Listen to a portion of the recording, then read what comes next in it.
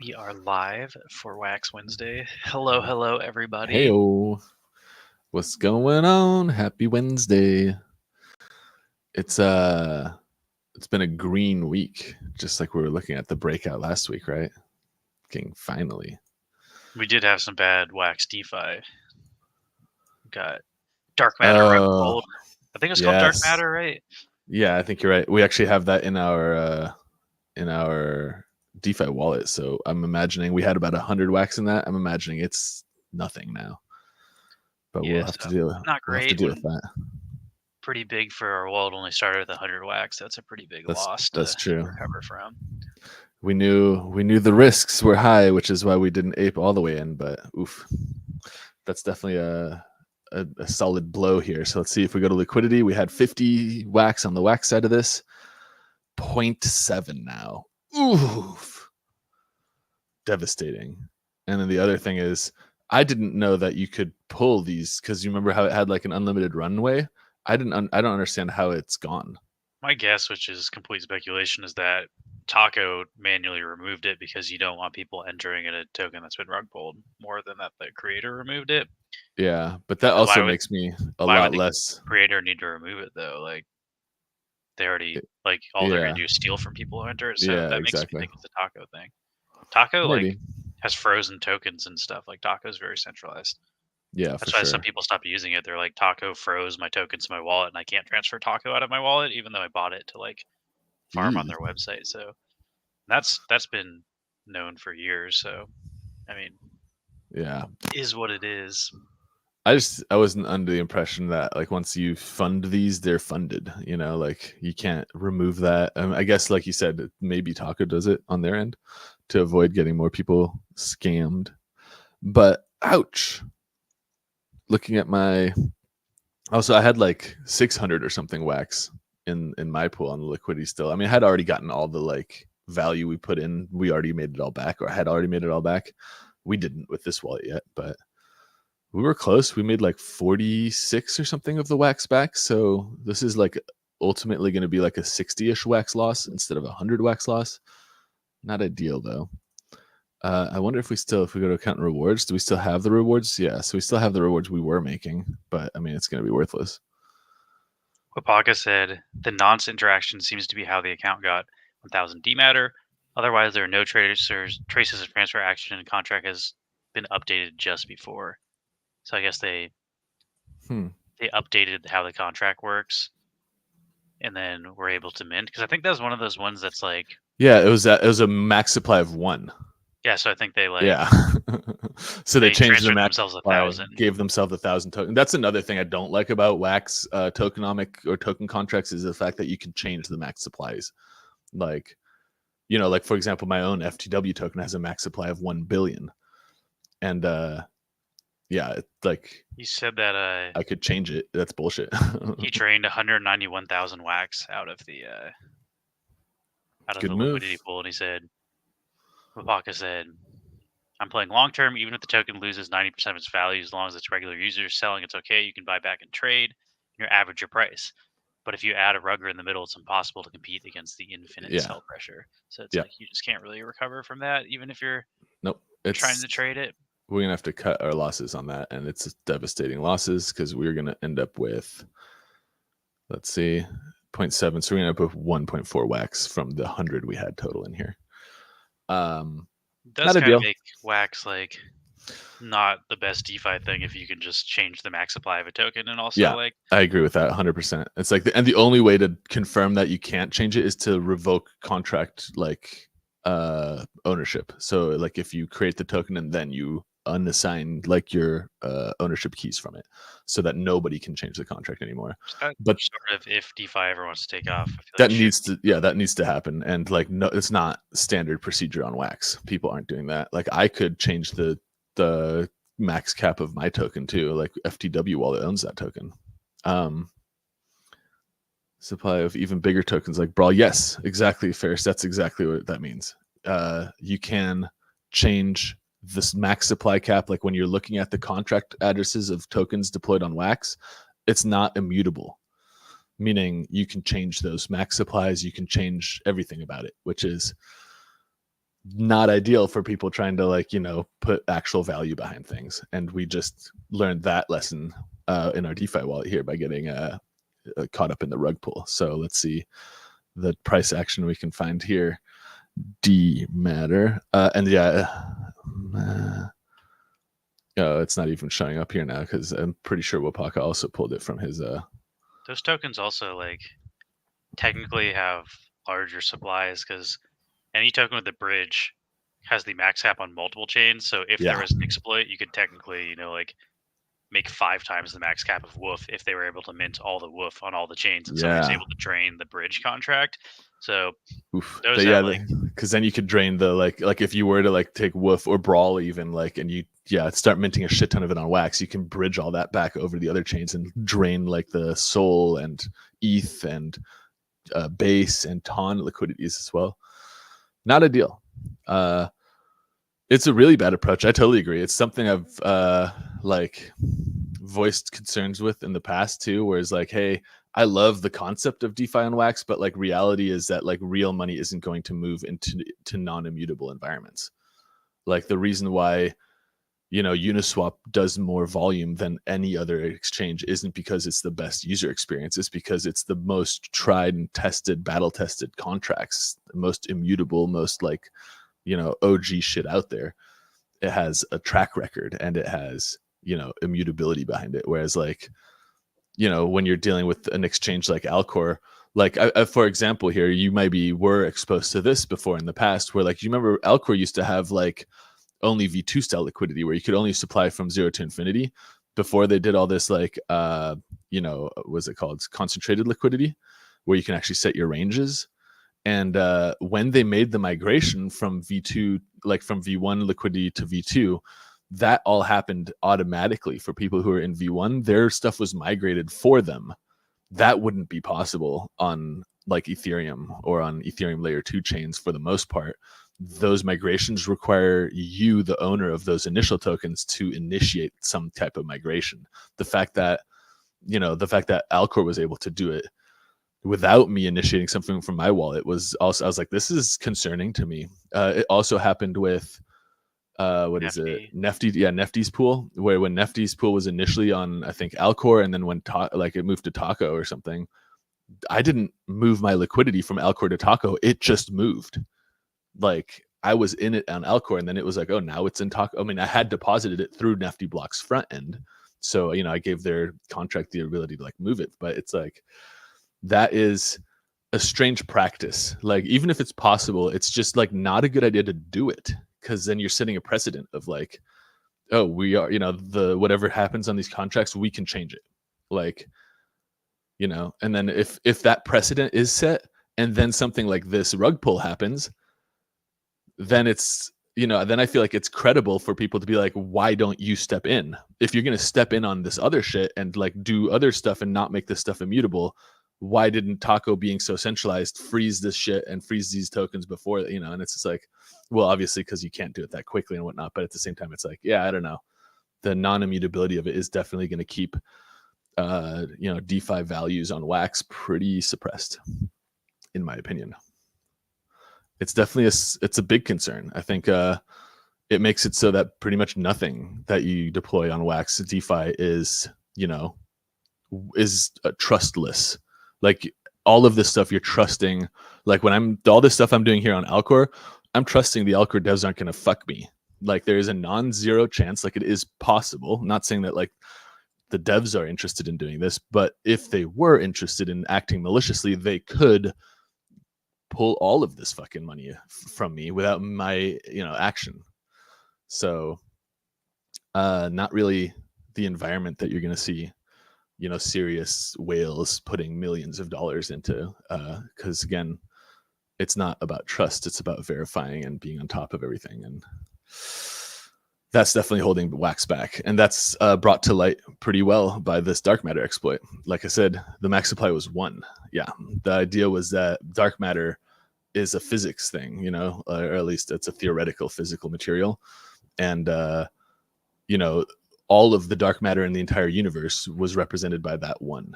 And so it had like a lot of decimals, so you could break it down into like really fine precision and stuff. But the idea of the asset within the game that it came from was that one represents all of the dark matter, and you can, you know, get a little bit of it by like, you know, mining or whatever game stuff, and then by like liquidity mining, and then eventually, you know, the owner of that contract, which would have to be someone who owns the wallets that deployed the token, so most likely the developer of those games, just changed the max supply from 1 to like 10,000, minted all those extra tokens into their own wallet, and then dumped them onto the market to steal all the wax from the wax liquidity, because at that point all of that wax liquidity was paired against dark matter at a value of, you know, all of the wax against 1 or less than 1 dark matter. And now I have 1,000 I can sell into it. Then like, yeah, well, that's why, you know, I went down to 0.7 wax left instead of having 50 here. It's because that's what I get, you know. But if this was still that, then I would own,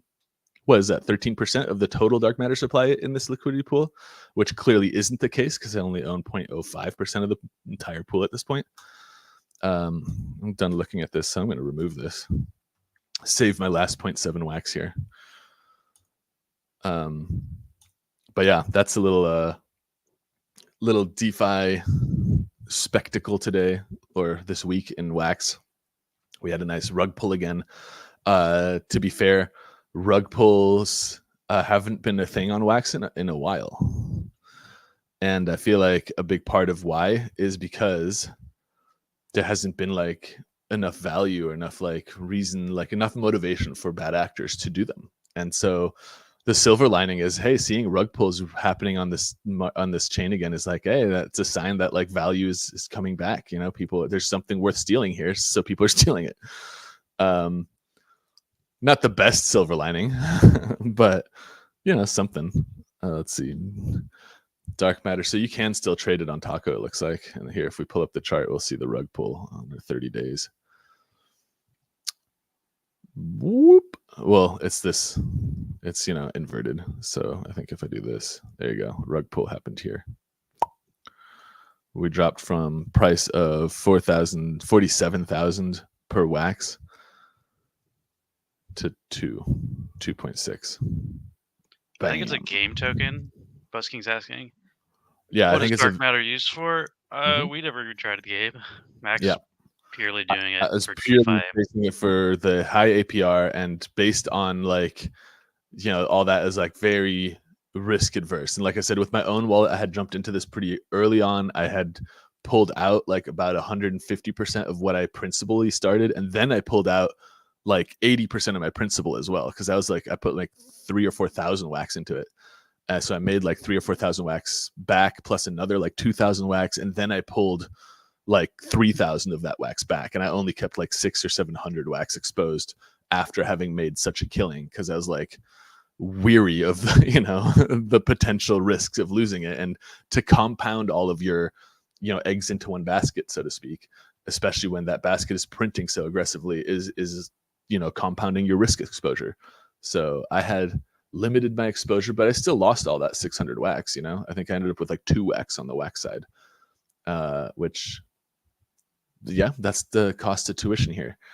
You know, it was also why we're practicing risk management. So when we're looking at our DeFi wallet today, we'll do another like rack up of what the total value in there is. And, you know, it'll definitely be less than the 700 wax that we were at or so last time we calculated it up.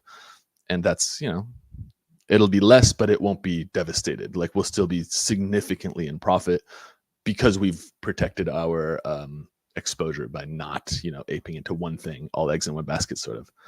Let's see. That also says, it also tells the entity that Rug Dark Matter knew exactly how to set up the exploit, which means they can do it again, and most likely will, because as long as you're making money, why would you stop doing that? So that makes me very weary of these other tokens out here too now, where you have like these new tokens playing high APRs with a huge like runway for those APRs. I think that's just to like, because the runway was also something that helped me feel a little bit more like, okay, like I'll play this for a few weeks because look at how much like runway it has left.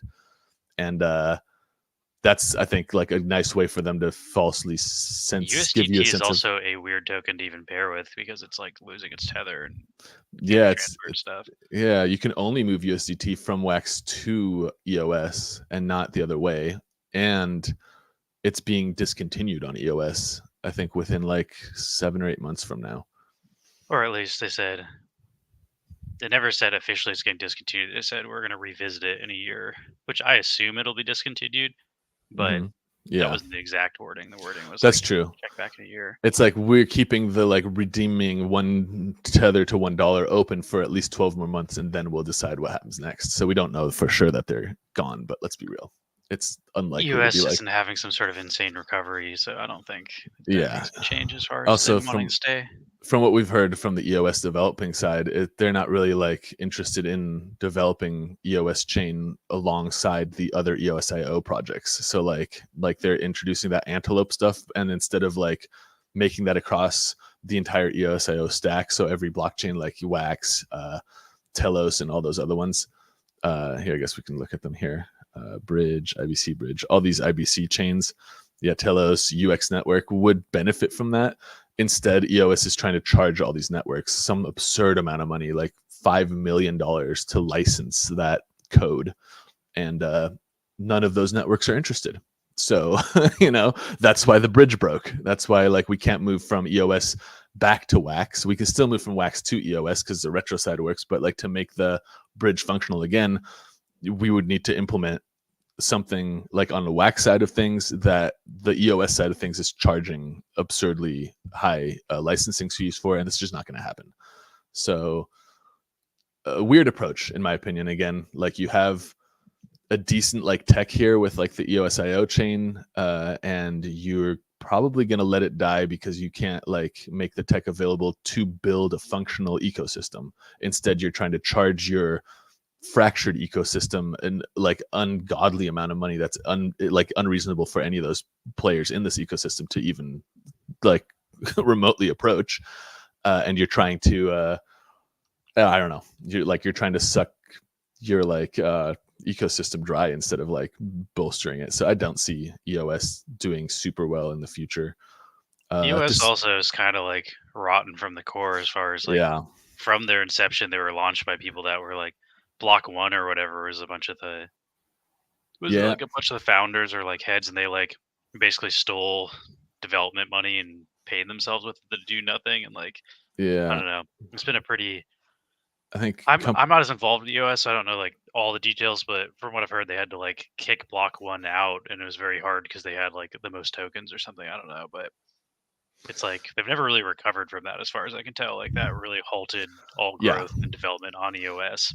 yeah, pretty much. And then basically from what I could tell, the remaining like treasury funds were eventually like siphoned off into like the whale projects who ended up voting themselves. Kind of like what happens with Alien Worlds, where it's just like, yeah, the big players, the big landowners and stuff are like just funneling the treasury money into their own pockets and not I don't actually know that building like with it. I mean, I've argued this for a while, but I don't know that decentralization is good for all projects. Like, Yeah, I think if you I are going to be agree. decentralized, like it should be over like the decentralization grows over like a 10-year period, because like it's too easy to manipulate if anybody can just buy into it and then control everything within the first 6 months of something being launched, or even like the first year. That's when you get people that are just like, I'm going to steal all of your money and just do it through governance instead of, Yeah. and like I don't know. I think like slower. It needs to be slower to go over from like the first people who run the shit need, but also like it sounds like the people who are running shit at EOS were corrupt to begin with. So I don't know like how Yeah. you fix that other than EOS also like was basically the most, as far as I can tell, the most successful IPO in the history of Ethereum IPOs. So if you remember, IPOs are initial, or I guess ICOs, initial coin offerings. So similar to like an initial public offering for a stock when it first starts trading.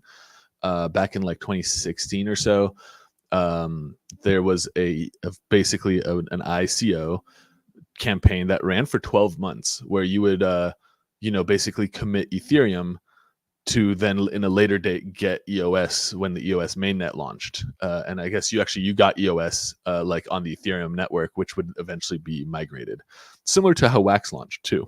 But the EOS ICO raised over $1 billion, like with a B, so like 1,000 millions, and all of that money seems to have been like embezzled out through Company Zero, which was like the or Block Zero or whatever, like the you know, the foundation behind the ICO.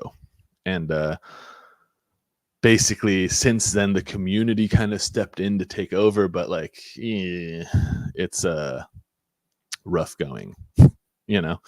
So it's a rough path, and it's really sad in my opinion to see that something that did start out with so much support, so much value, and so much promise has devolved into what is now like something that could be viable but isn't, because of their own like shooting themselves in the foot by being like, oh, if we want to make, you know, Antelope update available to other EOSIO infrastructure chains such as Wax, they need to pay us, you know, $5 million in licensing, which would be foolish for Wax to do. So I definitely am like, I understand why they're not, like why the bridge is broken and why it's unlikely to get fixed. And from what I can see in the dev chats about this problems, anyone who does want to fix something and is like, hey, can we do this? The other side is like, that's on these, that's on them. Like EOS is like, well, that's on you to pay for this. And Wax is like, well, that's on you to like do this. And then so like, it's nobody's problem. It's nobody, you know, it's nobody's fault. It's nobody is responsible for anything. And so nothing's going to get done. And yeah, it's sad. I don't know. I was a big fan of EOS and Wax and all that stuff when it first started. And I'm still like, I don't know, I like Wax. Like, obviously, I still have a decent amount of Wax. But at the end of the day, the problem with both chains, I think, really is like, one, just trying to like gouge and scalp money from people already on the chain. Like, you need to be introducing new people on the chain. Like, you can't. There's a very limited well of resources from the people who are still around, and most people are still around for like the community, not because they're making money on Wax. They're not throwing money around like in large amounts. Like, new projects aren't getting funded, and you need like a killer product. Like, even with all the bridges and stuff, it's like no one's going to bridge money over here unless there's something to do with the money. Yep. And I don't think DeFi's it. Like, yeah, because if like, DeFi's it, then it needs to be immutable, and for it to be immutable, we need to do something like the Antelope upgrade, and for that, we need to pay $5 million. It's not going to happen. So, like the way that smart contracts are deployed currently on the Wax chain isn't conducive for like deep value DeFi. Like, you're not going to see, like, as much as I want to see something like GMX on Wax, you know, which I can just pull up. GMX is right here. You can see like the dashboard for GMX has $500 million in TVL. The trading volume is $200 million in the last 24 hours, you know, and they're generating, since in the last 22 hours, this protocol has made $164,000 in fees. So, you know, 30% of that goes to the stakers of GMX. Like, this is a fucking awesome protocol. I love that. But you're never going to get $500 million locked into something that isn't immutable. Like, this protocol is open source, immutable contracts deployed on an IPFS server. So even if you wanted to like subpoena the company that made the code, they don't even run the servers anymore. Like, this is open source as it gets, and or I guess decentralized as it gets. And so I mean, with the Wax fee structure and the settlement times being as quick as they are, doing trades on a market like this, so like basically it's a futures market where you can, like, you know, trade all these different crypto tokens, and you know, you can trade them with leverage. So like, for example, if you're trying to trade let's do like something stupid like Dogecoin or something, right? Here, Doge. If we want to trade Doge, I can use my Bitcoin or any of my other tokens. So like, let's say I use my Bitcoin here, and I could say like 0.011 Bitcoin, which is $722. I want to use plus 10x leverage to get me $7,000 worth of Dogecoin buy, you know, and I could do that and then maintain this, you know, basically position here. And this is all, you know, it's going to cost me some type of like network fees. Like here, network fees about 22 cents to do something like that, which would be way cheaper on Wax, you know?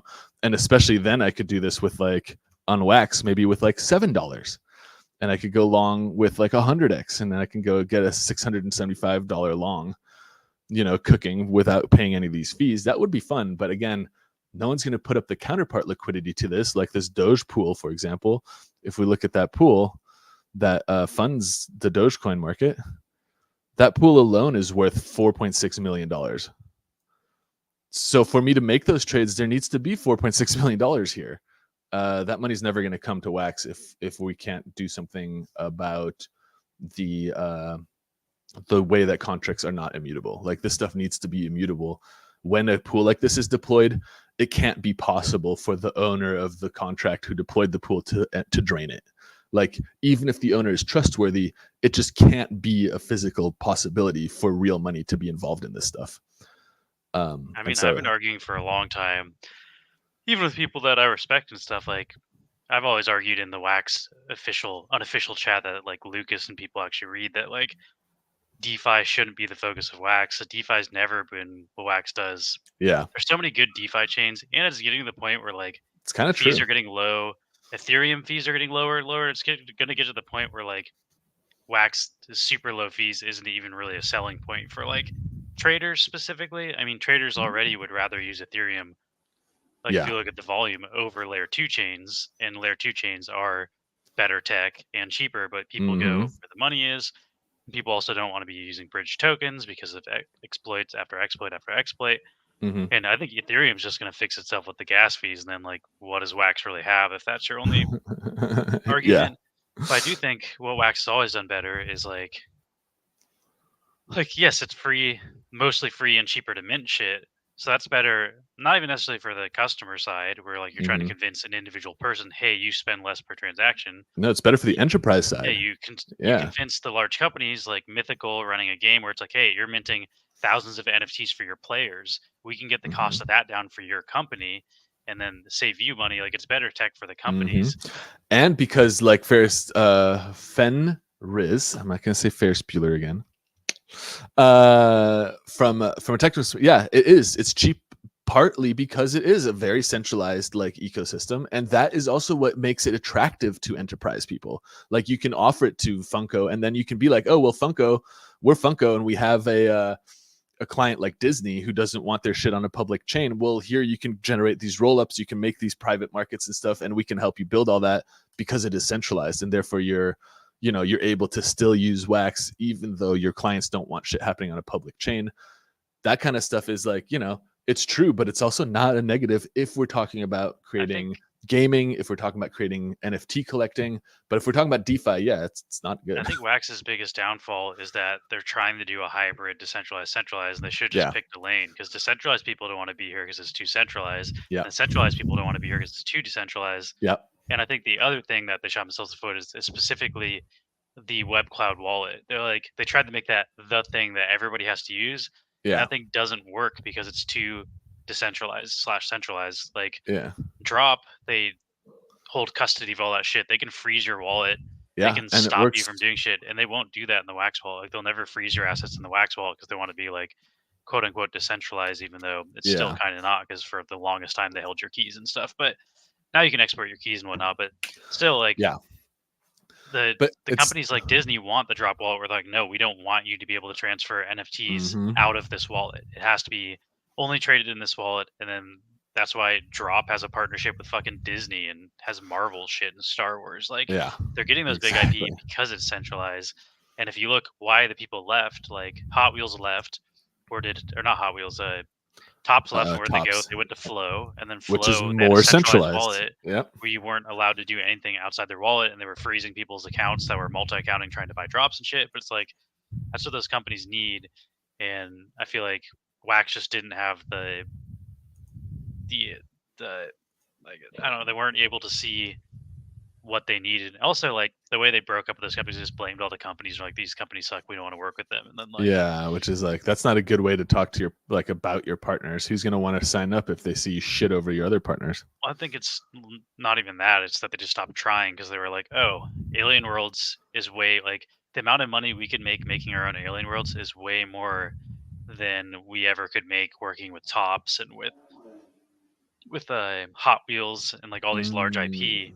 They're like, let's just look at all this money flowing into Alien Worlds and Farmers World, and that was kind of short-sighted because those ended up hurting the chain, and then everybody left the second the money was gone.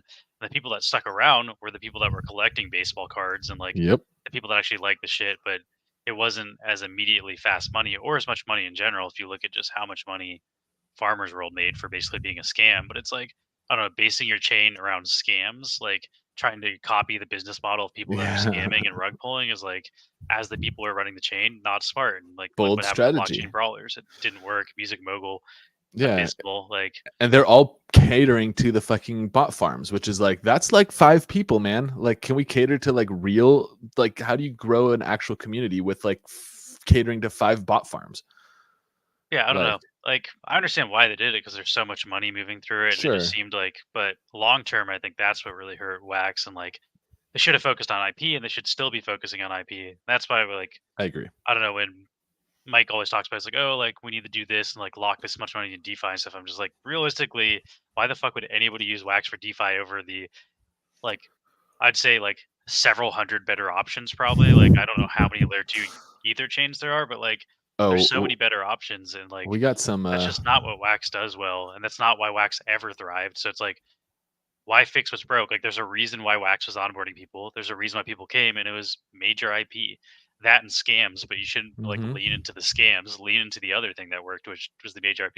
And I would argue the major IP brought the people, and the scams scared them away. All the play to earn shit made everybody, not everybody, but like I have friends in real life that came to Wax that were Yeah, like same. interested in Garbage Pail Kids and it's just baseball, and they got into our planet and Alien Worlds, and when all that shit crashed, they're just like, well, I don't really want to fuck with this stuff anymore. Like it Yep. left a bad taste in their mouth. So I feel like those things not only like the reason the money flowed into them is because all the people were putting the money in for the collectibles, and then people left after they lost the money. They're like, well, I don't even want to fuck with the collectibles now because like Yep. I lost my money on this fucking 9 rug pull games in a row. So I think like leaning into that was a massive mistake and not Yep. ever really why Wax worked. And I think those projects only worked because the collectibles brought the people in that lost money on the scam. So like, I don't know, not a good business model to like bring people in through legitimate IP, have them lose money on a bunch of Yeah. fly by night, play to earn And then developers that have no idea. focus on those fucking fly by night things. That's absurd to me too. I was like, I don't understand this. And I mean, even look on at this paper it also made the one. sense though, like blockchain Sure. brawlers being developed by Richard Garfield who made Magic the Oh, I Gathering, was but into it like too. I mean, I bought into like the hype of it all too, and I got like I got scammed a lot. I have overinvested by a lot. It is what it is, but can devs do something? No. But here's something I wanted to show off too, because we were talking about, like you're saying, when you're saying about like locking more value into DeFi is like something we need. This is the DeFi kind of like map here of liquidity, right? Little Wax Tools overview. And you can see the vast majority of what's happening on DeFi and Wax is happening on Alcor. That's this big chunk here, right? And then it breaks down into the individual pools beyond this.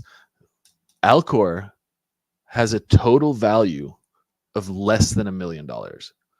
If we go back to like any one of these, like I'm on page 2 of these liquidity pools already. Like page 1, like the Bitcoin pool here is not one of 3 Bitcoin pools here has $100 million. This is more than 100 times the amount of liquidity in a single LP on GMX than the entire like exchange on Alcor has. Like I said, 100 times more. So trying to think of like if we boost liquidity on DeFi, it's like, sure, it could help, but are you trying to boost it like by a factor of like 1,000? Where's that money coming from? Like, there's no money here. $800,000 is like an individual has this kind of money. Like, this is like one person could come here and supply all of this liquidity. I also want to say is like, as much as I disagree that that's the way to like save Wax and bring new people in, I do appreciate like what Mike does, what Pocket does, and all the people that actually are building shit. Yeah, And they're same. also just doing what's within their scope of what they can do. Like they're not game Yes. developers. They don't have connections with Marvel. They can't get massive IP and like So they so like can't get they're all doing the what they hype. can. So I Yeah. appreciate They're that they're building real doing. shit, but it's without the hype, which is like hype is what people really are buying and selling when it comes to these I mean, all you can markets. do is what you can. So I appreciate everybody who is building stuff that Yeah, they're just doing same. it within what they can. And I do think like the liquid stake Wax stuff and like I actually appreciate and I'm involved in all that stuff as much as I'm like, yeah, I don't think it's gonna save Wax. As someone who's on Wax, it's Yeah, awesome to have those options available. But the thing that just agreed. frustrates me is mostly the core team because the core team showed us that they knew how to work with Tops, they knew how to work with Hot Wheels. They had stuff with Atari, like they've worked on so many major IP. It's like Right? clearly someone over there knows how to do that stuff. So like they do have They have the connections, the they have the connections to do ability to that. onboard the right people. They had the circles of like these huge players years ago, not like recent shit. This is like before like most people even knew about this kind of shit. They had those people on board, and I just fumbled it. It seems, honestly, like it's I mean, kind of I've also sad. talked to them like directly, and they told me directly that they're like, we're not interested in doing that anymore because it didn't make us enough money, and like we Yeah, didn't. So it's like I'm not just like speculating. It's like I've had conversations with yeah. the marketing people over at Wax that are just like, this is not the direction we want to go in. Where I'm like, that's the only thing that It just ever seems it's made your very chain short-sighted. unique. Yeah, it's very short-sighted because like yeah, it doesn't make you as much money as like the current like bot generating like farmers world thing is making you money for sure. That's absolutely According to right. them, There's they also lost money on that, which is why it's like, well, if you're going to lose money, do the then I one that's don't get bringing it. in real Yeah, customers and not the one that's like that's yeah. making people leave the chain because they're losing incredible amounts of money. Like There's that doesn't make quite a any bit sense. of that too, where they've been like, "Oh, we lost this amount of money on this project." It's like, why? Like, also, how did you spend that much money on this? Like, as far as it got, it shouldn't have cost you that much.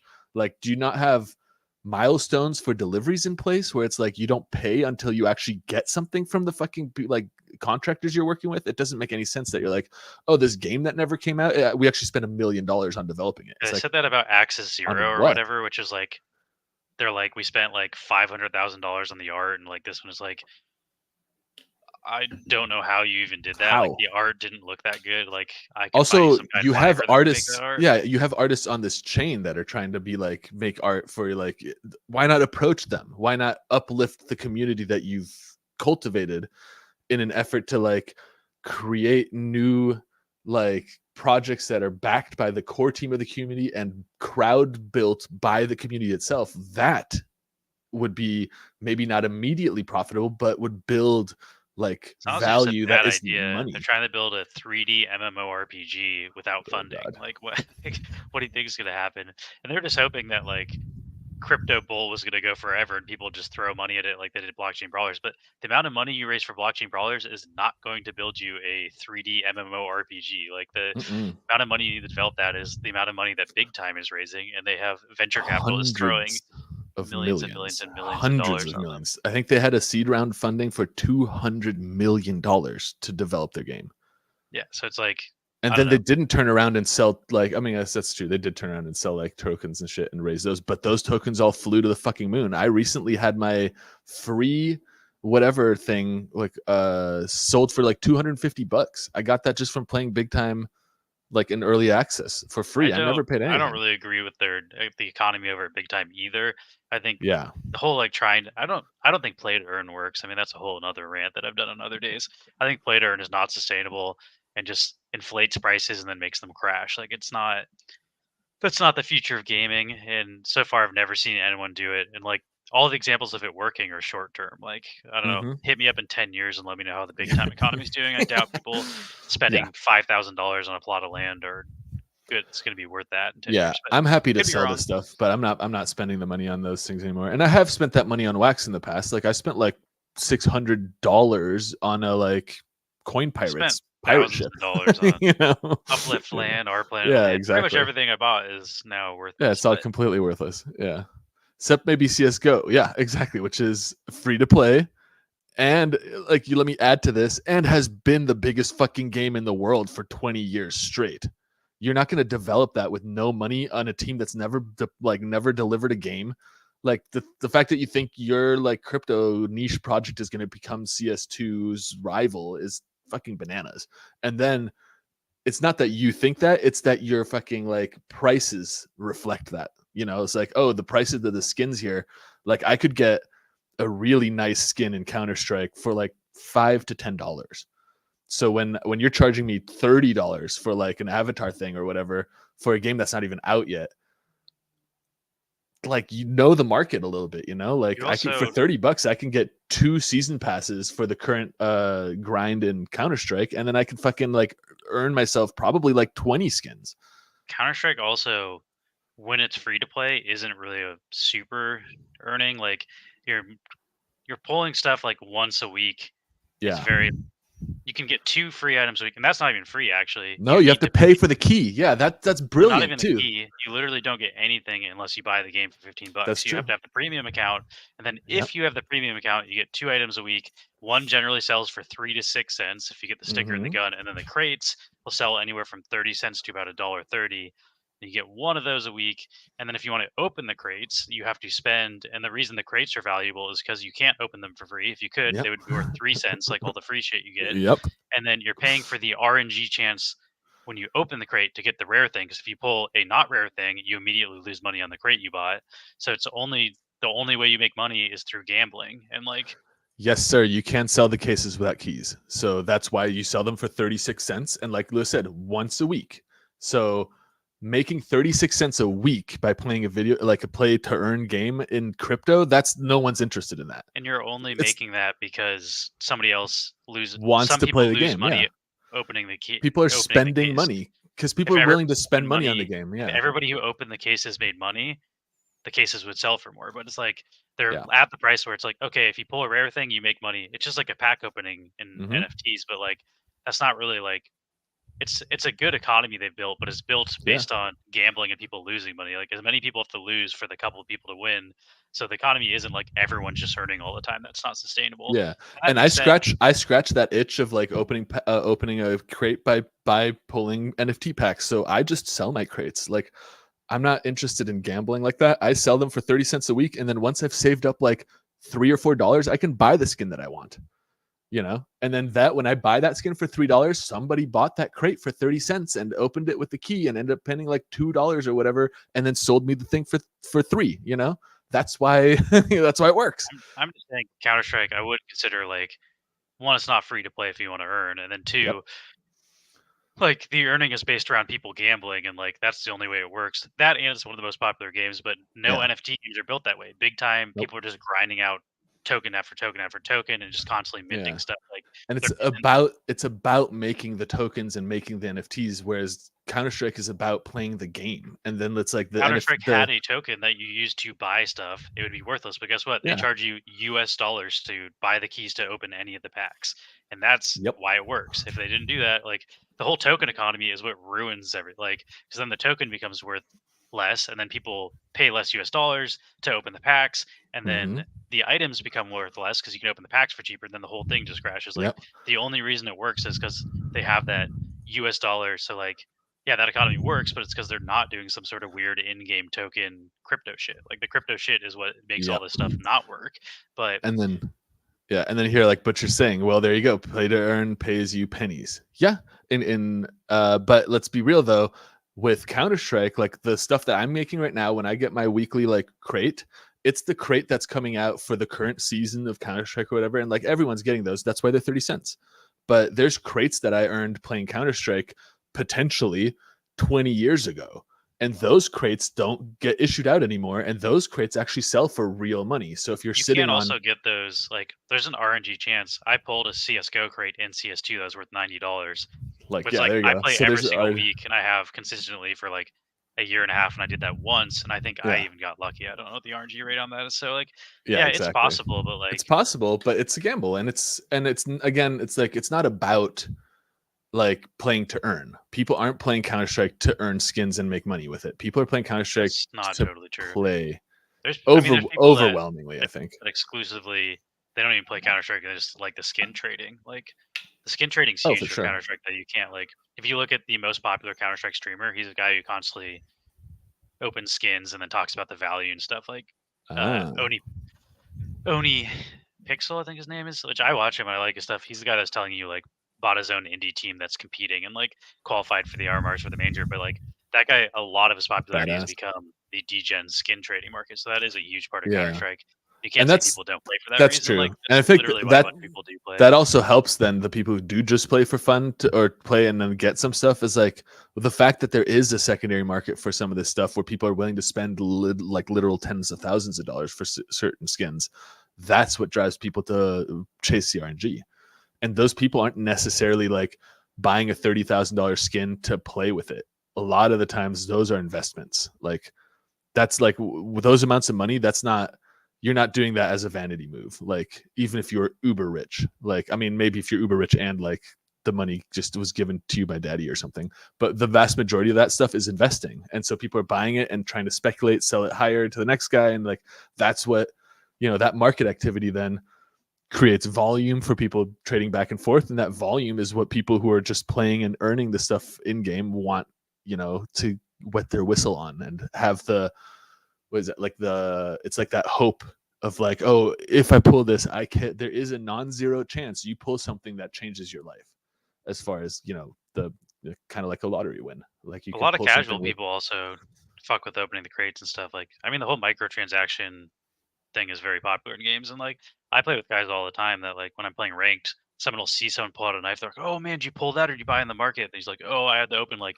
350 crates, but I got it." Like, and they're like, Yep. "That's so sick, dude!" Like, people like that aspect of the game, but Yeah. you also don't need to interact with that at all, and you can't play the game for free. And Sort exactly, of why it for works fully because that for free, also and it still benefits you like that's that. what You don't also even have to like know about it. gets people into it because I mean, that's how I played Counter Strike for free. Then I got it, and I was like, "There's too many cheaters in free. I want to play without cheaters." So then I got the paid version. Then I started unlocking stuff, and I was like, "Oh, like all the shit I made on Counter Strike when I was selling all those crates and shit. I didn't try to cash out of Steam. Like I went and bought cooler skins for Counter Strike because I was playing the game a bunch. So like I don't know, Mhm. it's a good like entry model. And also, I've been saying this for the longest time. Like people are trying to reinvent the wheel with economies and games and shit. It's like Counter Strike literally has the perfect NFT economy. Just change things to NFTs. Like you don't need to do all the weird like play to earn token shit that games are doing because literally the most popular example or even like Fortnite or Valorant. Like there's so many examples of it working, and it's like yeah, just let people use money to have RNG chances. You don't need a crypto token, but that's how they sell it to all the crypto degens. Because none of the gamers will buy a shit game, and all the games coming out in Web3 are shit games. So the only way they can get people Mhm. playing it is by basically offering them money through token unlocks by playing. It's like if you just developed a good game that people want to play, you wouldn't need to do that. The issue is that that has not really happened yet in some games are getting Yeah. close, like Off the Grid's pretty good, but even Yeah. Off the Grid, I don't think anybody would be playing Off the Grid without tokens. Like it's also pretty poorly optimized, like based on it Yeah. not working at all on my It computer. But takes quite, and your computer's a monster, like do you want most to people. let's launch a Grubfish? Oh We've been yeah, waiting let's do for a that. while. Let me pull up Speaking the. of earning for doing nothing, earn for watching our stream potentially if you win this giveaway. Yeah, let me pull up the. Wolf's also doing pretty good, so I feel like Yeah, the giveaway will be I think worth more than it's ever been worth in wax, and closing in on its all-time high in dollars again. Vindicator says like I can play Fortnite, can't play Off the Grid as it's weak. Are you saying you don't like the game, or are you saying that your computer can't handle it? My Yeah. PC's weak. I also think it's super poorly optimized. Like, Yeah, like there's ways to optimize it to help you get a chance to kind of like get better at it. that's a pretty like Let's common go thing in the NFT space that Twitch. I didn't know was a thing until like I've never played such poorly optimized games as trying to like kickstart NFT projects and just being like, the fuck is going on with the memory leak in this game? Like, it's not even good graphics, and my computer is running like fucking. I always get worried that it's gonna be like some sort of like using my computer to mine crypto for them. Like, 'cause that's definitely like Oh yeah, you that's can some games download do that. Yep. some sketchy, not even games, but Some like websites do that. instead of like the like phone emulators. Some people have claimed they do that, where like you're emulating an iPhone on your PC, and in the background it'll just be like mining crypto and like slowing the computer down like fucking crazy. But Yep. That's I think there was a big like what was it called? you also spelled Monero. neon wrong. That's probably why I didn't get in there. Neon. Boom. And Vindicator saying I sold a ton of R Planet stuff lately. I don't care about playing. I haven't checked my wallet. Perfect. I should probably. I think I I have a did. bunch of stuff in my game wallet. I should withdraw it and sell it. But Look at yeah, I this. have, Our planet hit a new all-time high in terms of wax. It's higher than it's ever been since 2023. Ether, I mean, not our planet. that's crazy. I should tell my. Crazy. Can you still burn the rigs for Aether? Is that an ongoing thing? I'm not 100% sure. My dad was like, he's like, "Hey, look, I have Archipelago still that you crafted for me." I was like, "If you can, like, now is probably the best possible time to sell it. I should tell him Vindicator to do says you that." can still burn them. So I might have my dad do that. shit, yeah, this is like, look at this. We're like at the peak of all these little things. Like, if you sell it now for wax, I mean, yeah, the wax is worth a lot less, but this is a great move. Like this I mean, if it's last just couple been pumps sitting in here, your wallet collecting digital dust, there's no use eh, for it besides that. exactly. Like my Like dad's not playing Our if Planet. you're like Vindicator and you don't want to play our planet, get some fucking wax out of it. Maybe I don't know, swap it onto a How are chain that the how are if you the don't want the wax. other minerals doing? I have a shit ton of the fucking land minerals that I haven't were actually been checked that. worthless. Let's see. It would be It's like an Ethereum, Waxon. It's ENEF. EN ENEF. Yeah, there's the. Oh, there we go. Okay, I can just do e.rplanet. Or just .rplan. There you go. These are all the things. I mean, I played Our Planet. I was top 100 or whatever for like all of the seasons until like midway through last year. It's just a poorly designed game that makes you like have to check your phone every fucking 15 minutes for eternity and super stressful. Like, I don't know. We got into a hardcore. We were fucking like my guild. We had spreadsheets. I was like one of the leaders. We were making spreadsheets, and it was like, we're attacking this base, and this base. But in order for them to not defend this base, you have to send fake attacks to this base, and this base. And we had like time, like you send at 115, you send at 116, you send at 117. And we like for our 50 people, like everybody had like layered attacks, all the different bases. Like it was so time consuming. And then they would do it to you, and you'd spend like they'd figure out when you sleep too. They're like, this is when this guy doesn't play. So they'd start targeting you while you're sleeping. So I'd have to set alarms, be like, okay, at 6:32 a.m. I'm getting attacked. I have to wake up. I'm like groggy eyed trying to send my guys from base to base to defend because like they're sending fake attacks to all my base. So I have to like send my guys in the withdrawal, send them in the withdrawal. That was not good for your mental health. You were like not sleeping more than like 4 hours or something. The game fucking ruined my life. Yeah. It's a horribly designed game that the only way you can win is if you fucking ruin your life. So I am not playing that game, even though there's a $50,000 US dollar reward for these 3 servers. Like, that's putting real money behind it, but like, it's not worth ruining my life to fucking. Yeah. And that's bad game design. Like, that's not. That's not that like. Yeah, if you need to be awake 24 hours, like 7 days a week to play this game at the top level, then you need to be a bot, and then the game is not made for people. Sorry. I don't even think bots. Like, I guess if you had a really intricate bot. But I don't think even bots could like do the defensive and the faking stuff. Like it's just like you shouldn't be able to send unlimited attacks. Like you should be able to send like they should have capped it to 5 attacks at once, and then you can't do all that fake shit. And then that would, but I don't know. It's like very basic game design. I don't think the devs play their own game. I think they play on a test server against each other, and they're not doing the shit people. Yeah, they're not trying to like. Yeah, they're not trying to get froggy and actually win. They're just like, oh, dude, the game mechanics that we think people will use work. It's not about like. Me, they're very clearly not game developers, and like what they built is kind of cool for like what they started with, but it's like I don't know. I'm not jumping back into that because it was just if you want to win. That's the other thing is I'm competitive. I don't like losing. So like if I would have just played casually and lost and not made top 100, I probably could have had. But even then, like all the people that were casual, and we had people who like got eliminated from our guild who are our friends who are just like, I can't keep out, and we're just like, sorry man, we can't keep protecting you, like if you're not I was on the casual side of that too, and I was just like at some point like I lasted either, pretty though. long. Those people are like I spent months building my shit just to get I was gonna say I lasted pretty long, and then I ended up getting wiped out like a week before the server end, and it's just like this sucks, and it's just because I'm not as willing to like wake up every 3 hours which is like fuck. It also got maybe they weirdly changed it. Political. Like all the leaders of the guilds were like talking to each other, and like we were like, which members can you sacrifice? Only have hunters, and like we're losing sleep fighting each other. So like if we want to end this, you're gonna have to just be like, who isn't pulling their weight in your guild and stop defending them. And like that wasn't fun either because it's like people that are my friends in the space, they're had to be like, I guess we'll stop defending this fucking person. Like the whole thing was like greasy and like. It did not. The thing I liked, and the fucking rewards weren't worth it either. Like no, they weren't. Time spent. You got like an NFT on a blockchain where like they never developed anything. They sent us they sent me a BSC NFT, and nobody on BSC played it or knew what Our Planet was. I'm like, you really just fucking didn't sleep for a month to like get some shit that nobody's ever heard of. I don't know. Yeah, it was not worth it, but I don't know. It was kind of fun to like as an experience just of how intense it was, but like that's what I was gonna say. What I thought was fun was like some of these other guilds and stuff were led by people like the Blue Wizard, who's like a legitimate villain in the scene of Wax, and so like he's straight up in prison now.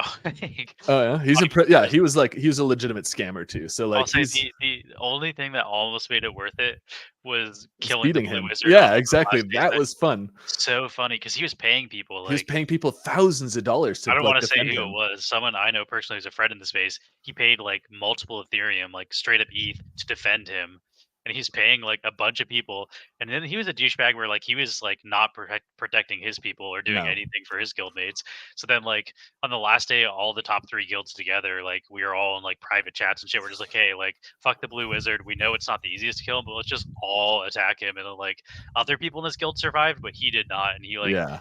has spent more than anybody else on the game. Was like So much. also the melodrama he was creating in the Our Planet Telegram. He'd put like bricks, just walls of stuff like Mhm. the Sun Tzu Art of War says know your enemy more than you know yourself. He's like a great master always knows, and he like just ranting He about is a such bunch a of nonsense, and then like he's a good seeing villain.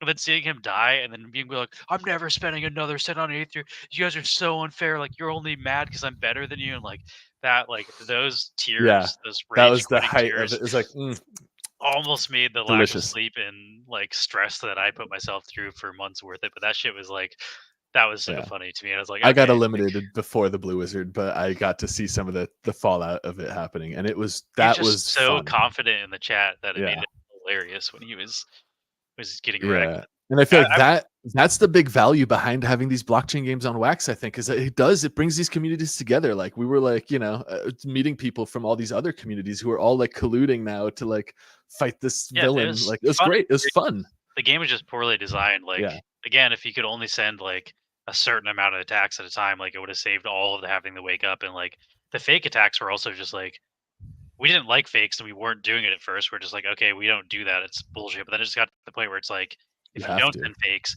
they know where to put all their defense. Their entire allies all send all their defense to one base, and then you can't kill that base. So like the only way you can kill that base is if they think all of their bases are being.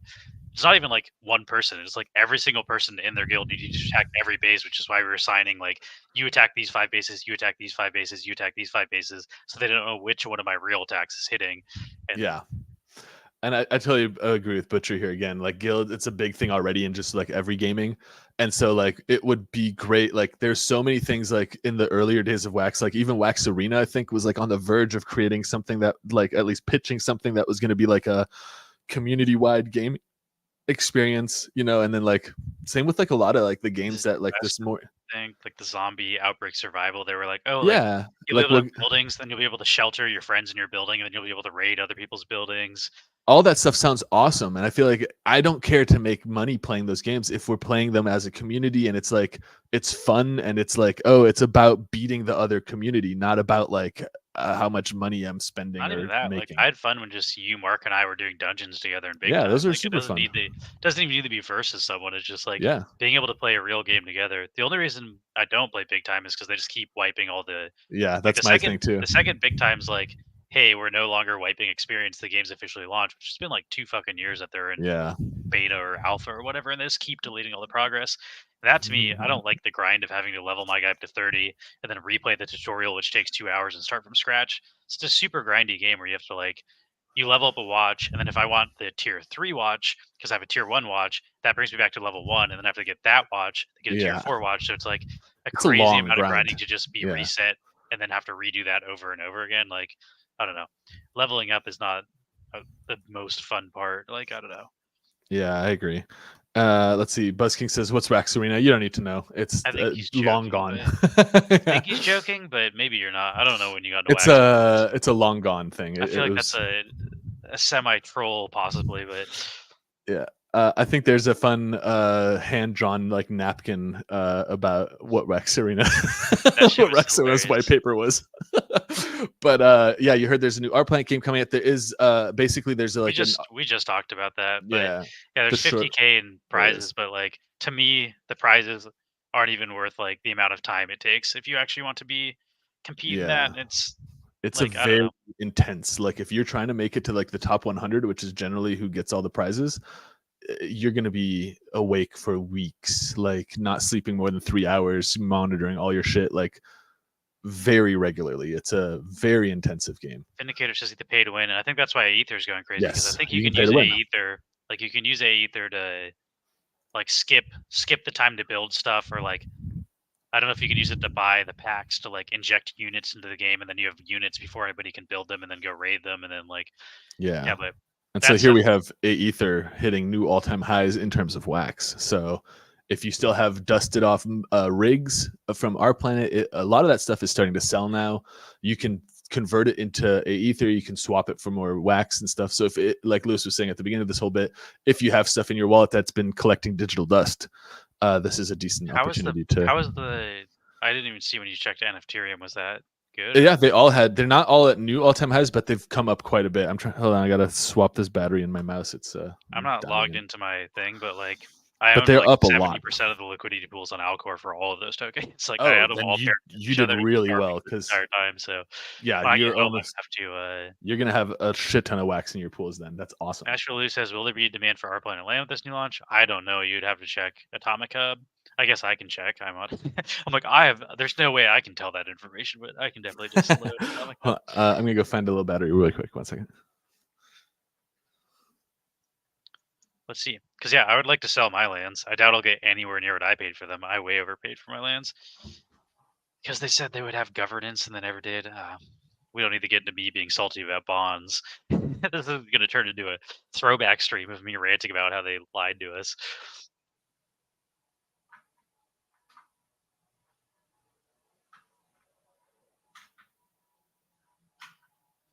Yeah, our planet was a lot of fun for a while, but definitely has not. I wonder if like you can burn these rigs. I'm sure the price is like if you could just sell this for ether and is worth more, it would be there. But lands are selling; they got the money on them. Category's trending right now, but it looks like you're getting $5 for common lands, $6 for common land. Let's see what like a if you happen to have like a legendary land, what they're selling for. $500. There's no way they're selling for that. 2/20/2024. So that was a year ago. Let's see. And I didn't see. I just got back here with a. Still within the last year, somebody sold a NFTerium land legendary for $600. Although none of the listed ones are selling. So let's see. Let's see like if you have a Epic. Epic sold for $200, and that was yesterday. So hello. That's real money. Oh wait, Max sold one for 90. Is that mine? You sold for 90, not 200. I fucked up then. That's literally Max Collected just sold an NFTerium. When was that? I was gonna say I have mine listed for years. That was already. Yesterday. So I guess there you go. They finally are selling. So yeah, this stuff is selling for much more than it was before. But the way it works is like you want your land to be leveled up because the people that are actually playing the game, like where it says level 147, like mine was if you have a level something. one land and you never did anything with it. And that's also because it takes a ether to level up the lands. So that's probably why the price of a ether is going up because people are trying to get their lands maxed out. And the only way to do that is by burning the ether. So weirdly, their system that like didn't work for a long time is finally kind of burning away the shit that like there's just way too much in circulation. And it took multiple years, but it seems like they're finally kind of burning the stuff, which is nice to see. Like cool, $60 for a rare land. Let me see what's in my wallet. I think this is my wallet that has. I think my problem is most of them are in the game, so I got to download the game and like. Oh yeah, withdraw them. Yeah, export them. Let's see. All mine are listed, and all mine are not selling. Not yet. Anyway. This one's level 0. I didn't level this one up. I think all the ones that I leveled up are in the game, which is why. That's why. So I was playing with them, but I do have. I leveled them up, and then I uplifted a couple of mine so that they became upliftium lands, and that cost 5 million a ether. This one's level 74. This one is. How much is that now? Level 94. That's actually pretty fucking high. Level 104. Those are pretty good. I don't know what I have them listed for. Maybe too much. Uncommon. Uplifted, baby. You know it, Vindicator. I got rare level. That's pretty decent. That's pretty good. Level that's pretty fucking good. Level 101. Those might sell eventually. I don't know what they're listed at. I'll have to. Damn, I have no epics though. I thought I had epics. I guess maybe I only have rares. Yeah. Even the rares, one sold for like $60. That's solid. Level 118 is pretty good. And I'm not even mad that. Yeah, I'm not even mad that mine sold for less than what the floor currently is. I just glad it sold. Like I said, that shit has been listed for over a year. I haven't even touched it. Like I fucking forgot about it. So I sold Maybe Small I didn't small think to unit of revisit. Quasimodos for 81 cents. That's not bad at all, dude. Those used to be like you could make those with your in-game minerals. Damn, somebody's buying my Upliftium too for some reason. Shit. For 50 cents a pop. Maybe to uplift lands. I don't know. Let's see. I wonder what I don't know what my Our Planet shit's listed at. Honestly, not that crazy. Like $50. Yeah. It's coming up. I think you might. I listed them all for 16.12, which is a there you go. lyric. Oh, nice. I also have Rocky. I wonder what he's selling for. This was my only 99 people got this guy in the friggin' top 100. The floor is, let's see. So I think you need a hero for every base, and there's not that many out, so you should actually be kind of valuable. 1,000 wax. What, 1,800 wax is the cheapest? I'll probably sell this for. I would take that. I would take that and get the fuck out. 1,799. Yeah, I've had my fun with this. I made good money with our Ether too, or Ether and Our Planet, so I'm like not mad about it, but I'm happy to see the stuff gone. The one thing I still have in my wallet is Bitcoin, the Bitcoin element that I crafted because I kept that Bitcoin and an atomic bomb just in case I need it. You know. I don't know. I friggin'. The sad thing is I like having this. I spent so much time to get this that I don't want to get rid of. Yeah, that one I'm also like, I don't know that I would sell that. You like that's like a souvenir for the like time that you spent doing all that shit, I think. But now is probably a good time to sell it. I feel like yep, hype is coming back. Hype is peak.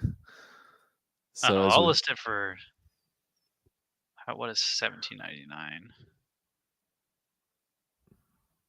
$58. Is that worth the sleepless nights? Let's look at the floor. If their floor goes up quickly, maybe I'll list it above. The sleepless nights. Don't let your sentiment kick in. Yeah, Butcher's fucking on you. He's like, I don't know. It goes up to 2,500 real quick, and then 4,500. There's only 4 of these. I feel like I'm gonna listen to 444444. That's my price. Yeah, so mine's up to 5.7, but that'll make me the 4th cheapest one. People are dumb. Yeah, you can do it then. Catch the hype. I think. Yeah, you're right. You know, sell it while you can. I agree. Shit, what happened? For the longest time you couldn't sell it, so it wasn't like a thing. So it's just like, oh, I'd rather keep this than like sell it for pennies. But now that's worth actual money. It's just sell it. I don't know. This is also the first ever, I think. Like this is the closed alpha. Not that I ever think the game's gonna really take off to the point where this is valuable, but I will relist it for 4,444. That's $143. I'd rather have that than this. I still have my pirate ship from Coin Pirates, and that game is toast. So I'm also can't sell it at this point. I mean, I wouldn't sell it for what they sell for anymore either way. Like I have it listed for like $500. I leveled that shit up to the max level. You should do that Grubfish giveaway that we. Yeah, I'm ready. Let's pop it up. I switched over to the Grubfish screen. Last call! ! Neon. If you want to join this giveaway, we got 15 of you in here already, so you're probably already in here, except for Butcher, who's on Twitch. I'm sorry, on not Twitch, on YouTube. So you can't. You can't.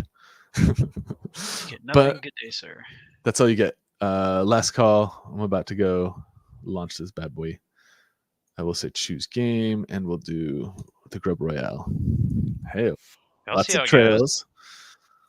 I do feel like there's a chance the 4 people below me sell theirs and mine could sell, but 50K is not a bad prize pool. I also let's do some money. I don't understand where the 50K came from. Like, hey, what are you doing? How did they get 50K? Because Our Planet hasn't made money in a long time. Get out of here. She's barking up a storm. Ooh, lots of nakeds just asks, do you think Wax will hit $1 again? Honestly, I have no idea. We haven't seen an alt season in the way that we did last time Bitcoin pumped. Like there hasn't really been the alt season. If there is an alt season, I don't think every token's going to pump. Like there's just too many tokens. Not every token that's ever been created is going to hit the previous all-time high. That being said, I do think Wax has a lot of users and a lot of trade. Like the metrics for Wax. Yeah, there's a lot of real shit going on in Wax compared to the nonsense that some of the other altcoins are. But also at the same time, like because I know the inner workings so hard, it's hard for me to be like, I know how many people want to sell Wax. I know how much Wax the blockchain producers are getting paid. Like there's a lot of sell pressure to get it up to $1. So I don't know.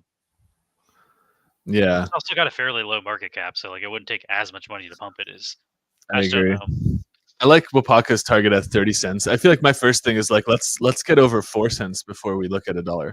Like we're trying to get back into the like there's a range lot that of we've been at. We there's a gotta lot of strength resistance and or whatever you call yeah, it and then before. once we get like over the 4 cents barrier here, then we want to move to like 12 or 13. We want to conquer that, and then from there it goes to like 20 to 30.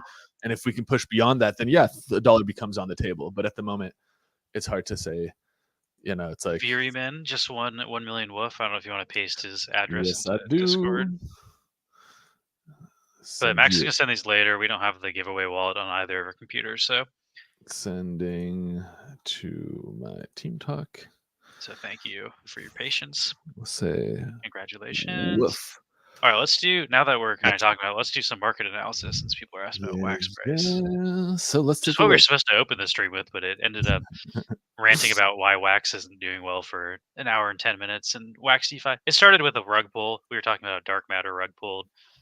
So I don't know. Yeah. There's nothing you can do about it. It's like, so be careful if you're in those pools. But if you're in those pools, it's already too late. There's no recovery. Gone. It's gone. But let's take a look. Last week we were looking at wax breaking out of our cup and handle pattern here, right? This is that handle. I can wax or Bitcoin. I'm sorry, Bitcoin. So crypto. We're watching Bitcoin as our like true north for the crypto market.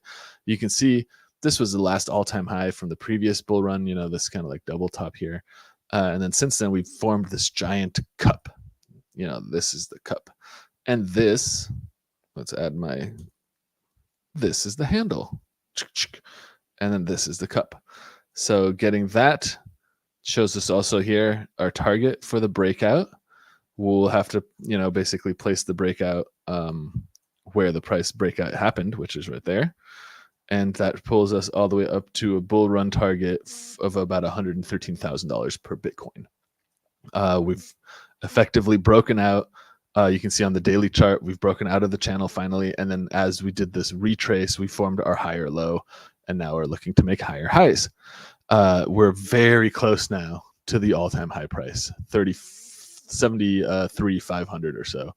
And you can see with these wicks, we got incredibly close, 73,500. Like we're basically touched it and they're getting rejected there at the moment. Which is totally totally expected. Marcy's barking again. Hold on a second. Hey, chill, girl. Marcy, stop. Okay. Which is totally expected. But then you gotta, you know, so let's go back to the weekly. We always look at the weekly here first. And you can see last week we were getting kind of like this pullback, and what we were saying last week was like we want, you know, we finally got our pull up above finally our strength band here on the weekly again. We had never turned to bearish, and the color had never flipped, even though we got kind of thin here and we got close. But so we've always gotten, you know, we've always had the sense of like, yeah, it's starting to turn around. We made kind of like our bottom price here, and then we started making higher highs, this being the previous high, this being higher low, higher high, higher low, and moving up now. And so now we're looking to push, you know, here we go. That's kind of the top. You can see we basically touched it already. We're looking to break the all-time high, and then we're in price discovery mode, meaning that there is no more resistance or like levels to track. Then it just is potentially, you know, a clean run to wherever it's going. Obviously, I'm not trying to suggest it's going to go straight up, but it is not gonna, there's not gonna be like a take profit target besides the target that we're drawing from our you know, pattern here, because this pattern is like the best way now to get a sense of where we're topping out.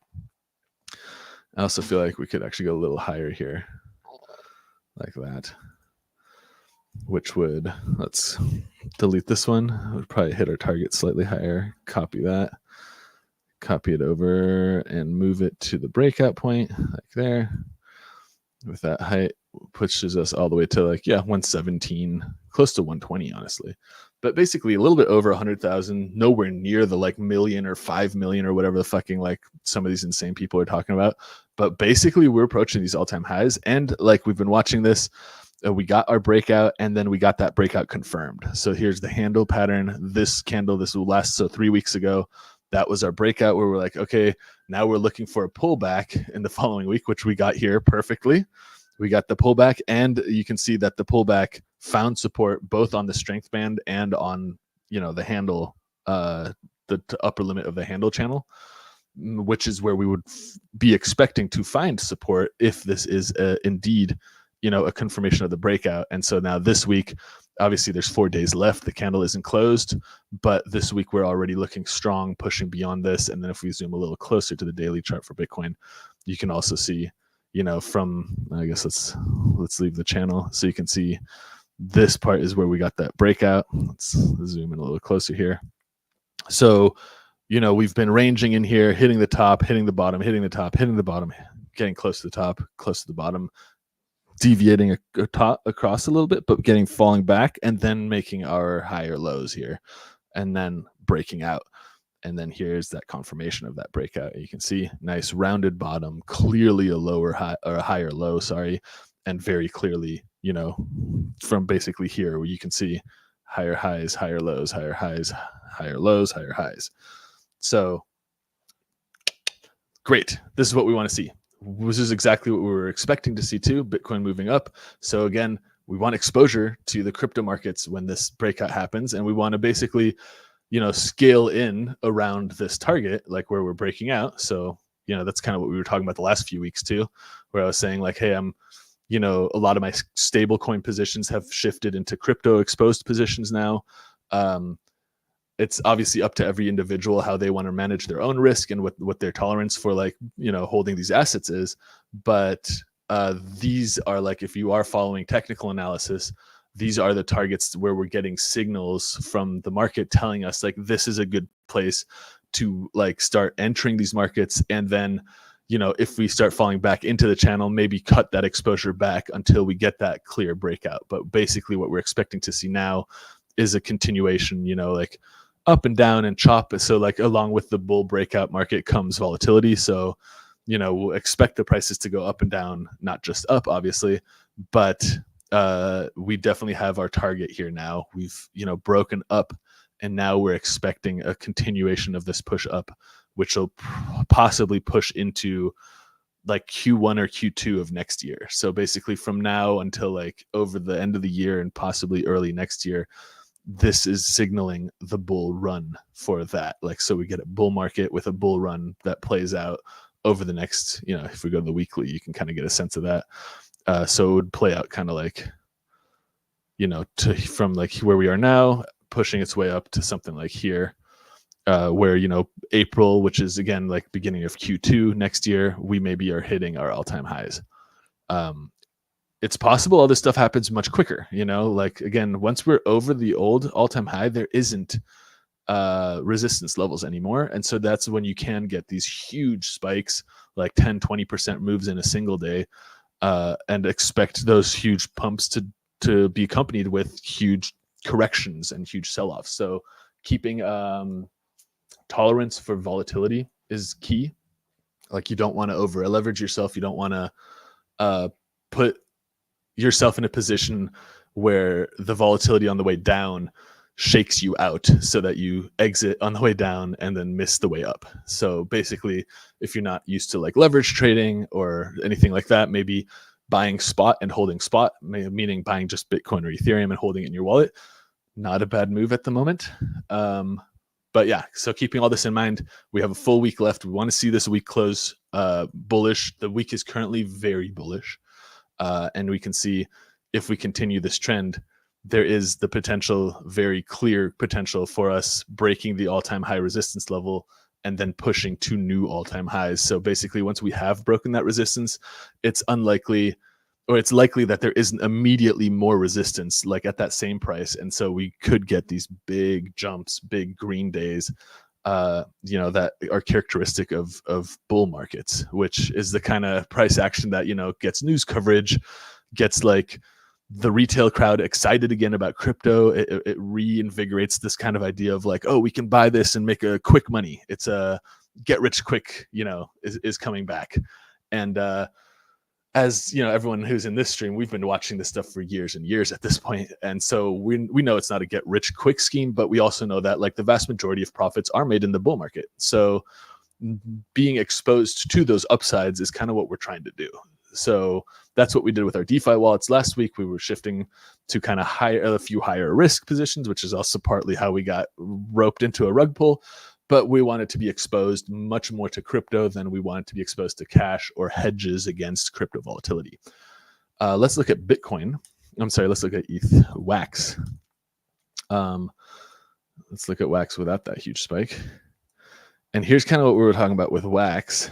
So you can see the purple line is kind of like like before we talk about Wax hitting $1, let's reclaim this fucking purple line. This is like the bottom bear market kind of like floor. We still haven't been able to retake this.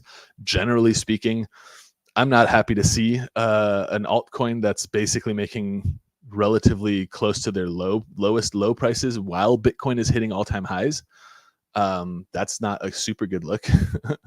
But like most people will kind of have the sense that like there is a like an alt season that follows a Bitcoin bull run. So generally the overall trajectory of a Bitcoin bull market is that Bitcoin pumps and shoots up, leading the way in the entire crypto market. So Bitcoin actually will rise more aggressively than altcoins during those like initial, pump days. And while it pumps, it sucks some of the value out of the alt markets. So people will sell like their Solana, their ETH or whatever into Bitcoin as it's appreciating until Bitcoin kind of maxes out wherever it ends up finding its resistance. And at that point, the Bitcoin value that's been pumped all the way to the top of this, trend starts to distribute back into the altcoins, raising the altcoins exponentially more quickly than the Bitcoin price is now, raising or flatlining. And that tends to be considered the like alt season. So altcoin season would be more likely to kind of like kick in once we get a decent run with Bitcoin. And then, yeah, so that's exactly what Butcher's saying here. The Bitcoin dominance is still rising. Bitcoin dominance just means if we combine all of the crypto assets that exist, Ethereum, Solana, Wax, everything, and Bitcoin, and consider that one market cap, then how much of that market cap is just Bitcoin? And that's the metric is called Bitcoin dominance. And so rising 60% is quite high. And like you said, it might still go to 70% before it gives back its liquidity. So that's exactly what I'm saying. So like we're going to get the pump up in Bitcoin. We're not necessarily going to see a Wax, ETH, everything else pump as aggressively with it. Maybe it'll pump like with it. It doesn't necessarily sell off, but it's, it's kind of like a move like that. And then once we get, Bitcoin's dominance gets kind of like to its critical mass, then you get that distribution back and then the altcoin markets fly.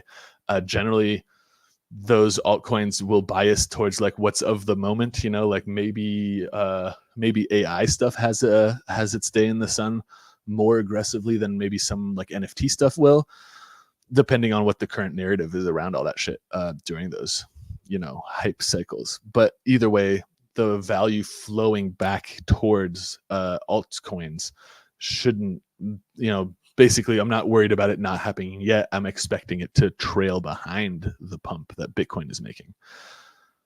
Okay, looking at Wax though, we have, been on a downtrend this is the weekly chart. So for a long time, we were ranging. So this purple, and then I guess like this red and these two reds, and then these yellow to the purple is like the main range that we've been in for years after getting our initial dump. So you can see here, boom, huge dump, very little resistance on the way down means hopefully very little resistance on the way up, which is also why I was like, let's reclaim, if we can reclaim this 10-cent mark, then the next target becomes 30 cents, which is also what Wapaka is saying his target for the bull market, is all the way up here.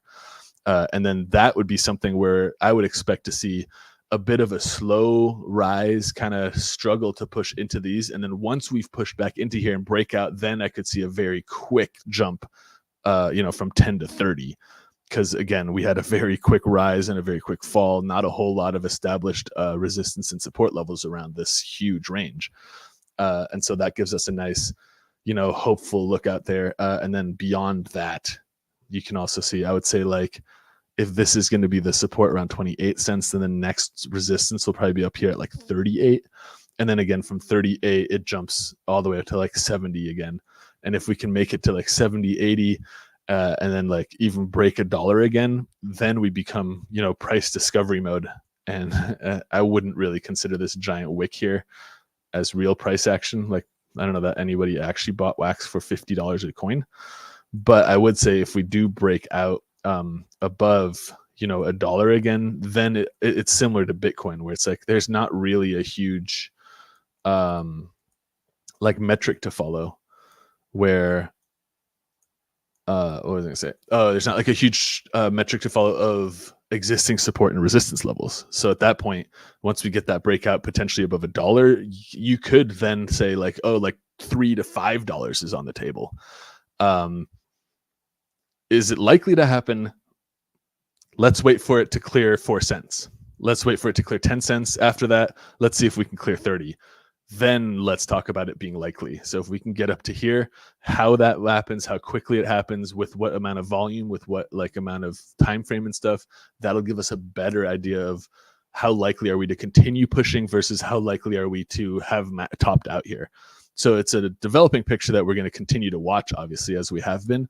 But you can also see that in the weekly chart here in recent days, if I just cut through some of the noise here that I've drawn on the chart, you can see we are still, we have our bear print. We're still on the red side of this, but we have, as of the last month or so, we've pushed above the strength band, which would be our resistance. And you can see that resistance has actually been acting as support. So you can see once we pushed above it, yeah, we pushed up, and then, yeah, we fell back below it, but only to the line, only to the band. Next candle, again, yeah, it pushed down a bit into the wick, but it closed the week above the band. And that's been happening every week for the past month and a half. So we're looking now basically for this low here to be the lower low, and we're trying to make a higher low here. You can see this high has already made a higher high. So we're seeing our first time here in the weekly chart in a long time, we're seeing a higher high, and we're looking for that higher low to confirm the higher high. And if we get that higher low bouncing on this band, then that could push us again higher high next.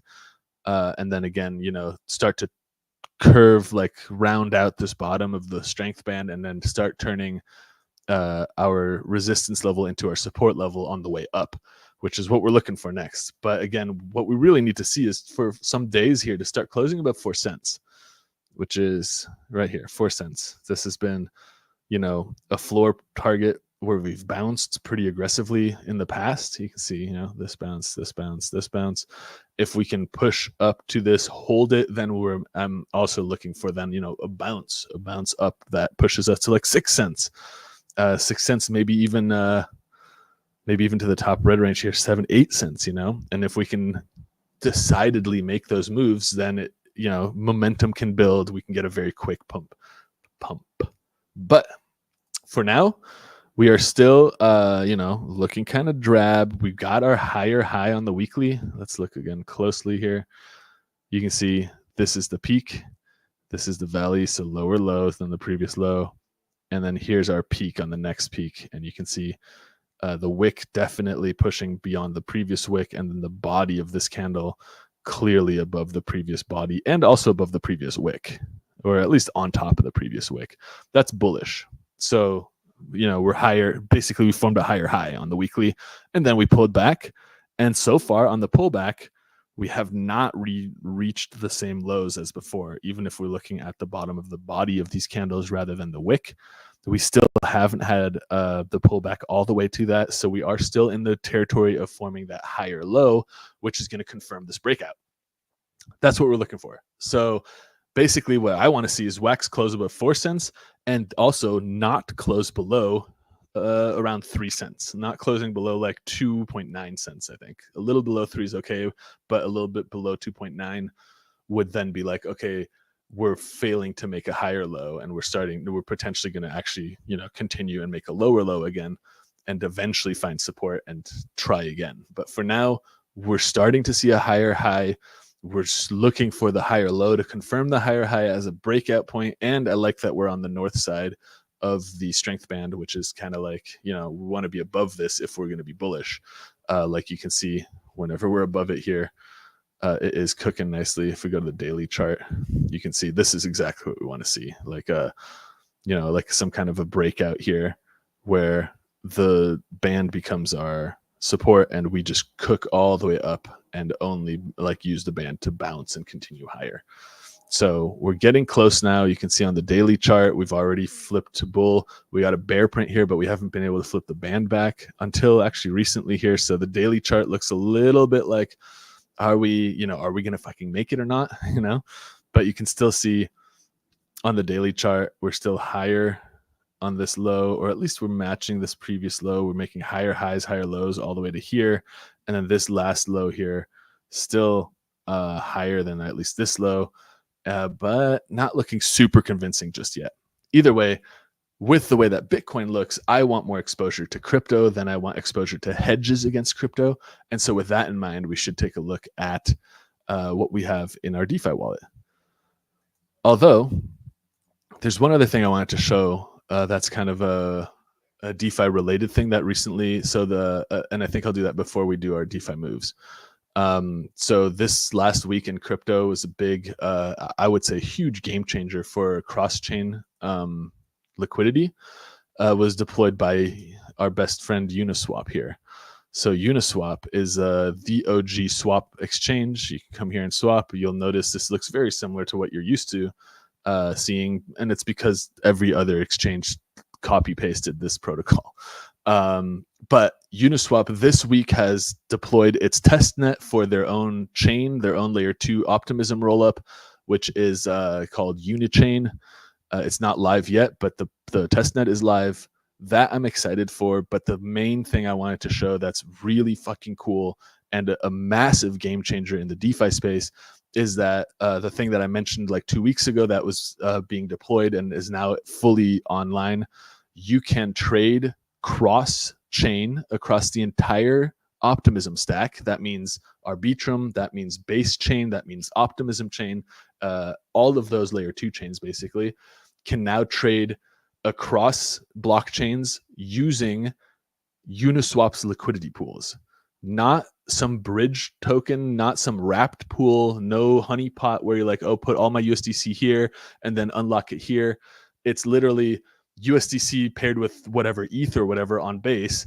We can swap for USDC paired with ETH or whatever on Ethereum mainnet. And it's ridiculously efficient and cheap. So to give an example of that, for example, I have, let's say, USDC. And let's say I have it on Polygon, right? I can swap my Polygon USDC now and take a look at what it lets me trade it for.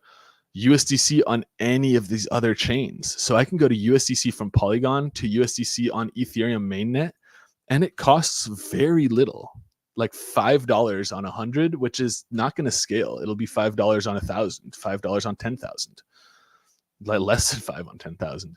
This is cheap to move to mainnet. This is less than $5 to move across chain to Ethereum mainnet. We can go to another layer 2, like Arbitrum, or let's say Base Chain, and then it gets stupid cheap. Like here, where the more we're doing, the more it's costing. But here, you can see, $100, we're getting 99.97. So we're paying 0.0215% or 205%. That's less than you're paying at any bridge protocol to date. And this unifies the liquidity across the Optimism stack. Like, this is a huge deal. And this is also only step 1 of this implementation. Not too long down the line, I will be able to, for example, trade my Base USDC into, let's say, you can even see it now, into Polygon USDT. It doesn't even have to be USDC to USDC. It can be cross-chain trading with this is Polygon to Polygon, but it can be in the future cross-chain and cross-asset trading. So right now it's very limited to here, swap across networks. It's limiting me to swapping USDC for USDC. If I were to change this to, like, let's say ETH, it would be the same story. So wrapped ETH on Polygon, I could now swap that like cross-chain, or here if we do it from like ETH. I don't want to be on Polygon. We can go all networks. I could do wrapped ETH, or I could do here, I have some ETH on Optimism. I could swap this ETH into ETH on all these other chains too. So again, instead of using bridge protocols now, Uniswap has deployed cross-chain like swapping across its own liquidity pools. This is a huge game changer. If you do trade across chains, if you are familiar with bridge protocols and bridging procedures, this is the first step in unifying all of the layer 2 chains that exist. In the future, what this looks like is, I can trade ETH from ETH into OVN on base chain, and I can do it directly on Uniswap with a single swap, no bridges, no wrapped assets, and it's as quick as a regular swap. So within seconds, for a matter of pennies. If you are familiar with cross-chain infrastructure, this is an enormous step forward. Like, to the point where I bought more Uniswap tokens. Like, I think this is great. This is going to drive more volume to Uniswap's pools, especially with the implementation of Uniswap v4. Fascinating stuff. If you're a DeFi fan, Uniswap has, since 2014 or something, has been leading the charge on everything DeFi trading, and this is another enormous step forward. So I just wanted to show that off. It's very cool. There's one other thing I was asked to do by the Radiant team. I mentioned this a while ago. Radiant Finance is a cross-chain money market. You can see it exists on Arbitrum, Binance, Ethereum, and Base. If you have interacted with this, or if you're watching the replay, or if you know anybody out there who maybe has used this market in the past, I just want to do a quick public service reminder here. This protocol was exploited on a contract level. If you have interacted with this protocol in the past and your wallet has given these contracts permission to spend your assets, revoke those permissions, please. It will steal the money out of your wallet if you do not. So be aware of that. I just wanted to add that little thing on the end there. But with all that said, let's jump back to Wax. Let's do a giveaway before we hop into the Wax moves. Good call. Play again, we'll say. Exclamation point Neon if you want to join. Giving away 1 million Woof, which I'm sure everybody watching this knows at this point is a meme coin on Wax, Ton, Base, and Solana. Yeah, and then so that one's really cool, especially because like down the line, I'll be able to like bridge it from, let's say, Wax to Base, and then swap it on Uniswap from Base to whatever the fuck else I want. Like, yes, Uniswap, make my day, baby. It's really a big deal. Uga says, this is the bridging token. Yes, actually, kind of. Yeah, so I guess I can pull it up really quick here. If we go to the bridge, Wax Tom bridge here, I think you do actually need a Wax Cloud wallet to sign into this site. But when I say connect wallet, I can connect like Anchor, for example. Let's just connect like first at FTW, so I don't have to pull my ledger out. So you can connect like to this, and then here is a bridge. We can swap from Wax to, and then we got Base Chain, Binance Chain, Ethereum. And so like, let's say if we go to Base Chain, I say connect wallet. Next step. I need to connect a Ethereum wallet, so I'll do that as well. I say MetaMask. It's going to ask me to connect my. There it is. So I start bridging now, and then here, using this bridge, I can move from Wax to Base, and I can move Woof tokens, and I guess also AIMR. But yeah, so, and this goes both ways. So if you have them on Base, you can move them from there. If you want to move them from Solana, I'm going to have to connect my Solana wallet. Connect Phantom, that's the one. Start bridging, and there you go. Now I can move from Solana, and it doesn't have to be to Wax. I can do Solana directly to Ton, and then I would have to connect my Ton wallet. But yeah, so this is a bridge. It lets you move Wax 1-to-1 between all of these chains. So if I were to say from Solana to Ton, move 1,000 Wax or Woof, you can see I will receive 1,000 Woof, and then I can actually look at my history here, where. Oh, right. That was the wrong wallet. Change wallet. Let's go to, I need a. Uga says his Woof/Wax LP made about $40 in fees in 3 days. Let's go. That's pretty good. Especially considering like the price volatility lately. That's definitely been giving us a lot of volume in our pools. Let's connect a wallet to continue. I want to connect Alcor. And I'm going to connect this to my yield farming wallet. I'll just show you the the functionality of the bridge, because I use it all the time. It's fantastic to move across these different blockchains, especially if you have some value you want to move between, chains that aren't directly connected. Wax to Solana, Wax to Ton, Wax to Base, those aren't roll-ups of the same layer one. It's not trivial to move between disconnected chains like that.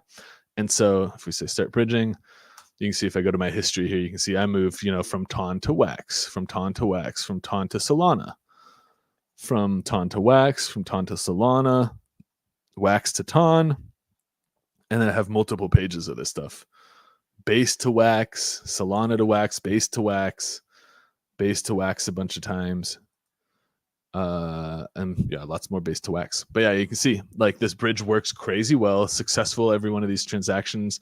Once you submit them, really quick, you on most chains you just receive them in your wallet. On some chains you'll have to claim them. So if you click up here, there's a claim tokens. Start bridging, and if you click on the claims after you've submitted a transaction, it'll show. Right now it says I don't have anything here. If I do, you just click refresh basically, and once you do see your transaction, there's a little button that says claim, and then you sign from the destination wallet. So I think like Solana, you need to claim them once they've finished bridging. Ton, you need to claim them once they finish bridging. Wax, you don't. Wax, they just drop into your wallet. But yeah, let's see. Uga says, so that confused me. Let me read what you said. He says, but it was weird a little bit with the Wax side balanced with the WOOF. My Wax went down, and so did my WOOF one time.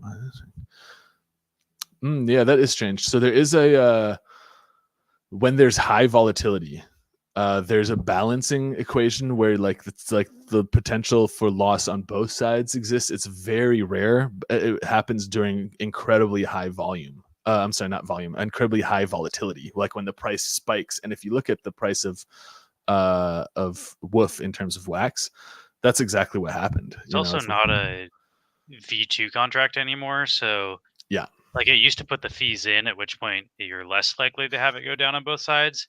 But now, like, I bet if you claim the fees and added the fees back to the pool, you wouldn't be down on both sides. Exactly. So and like, look at this. We crawled our way up to this price.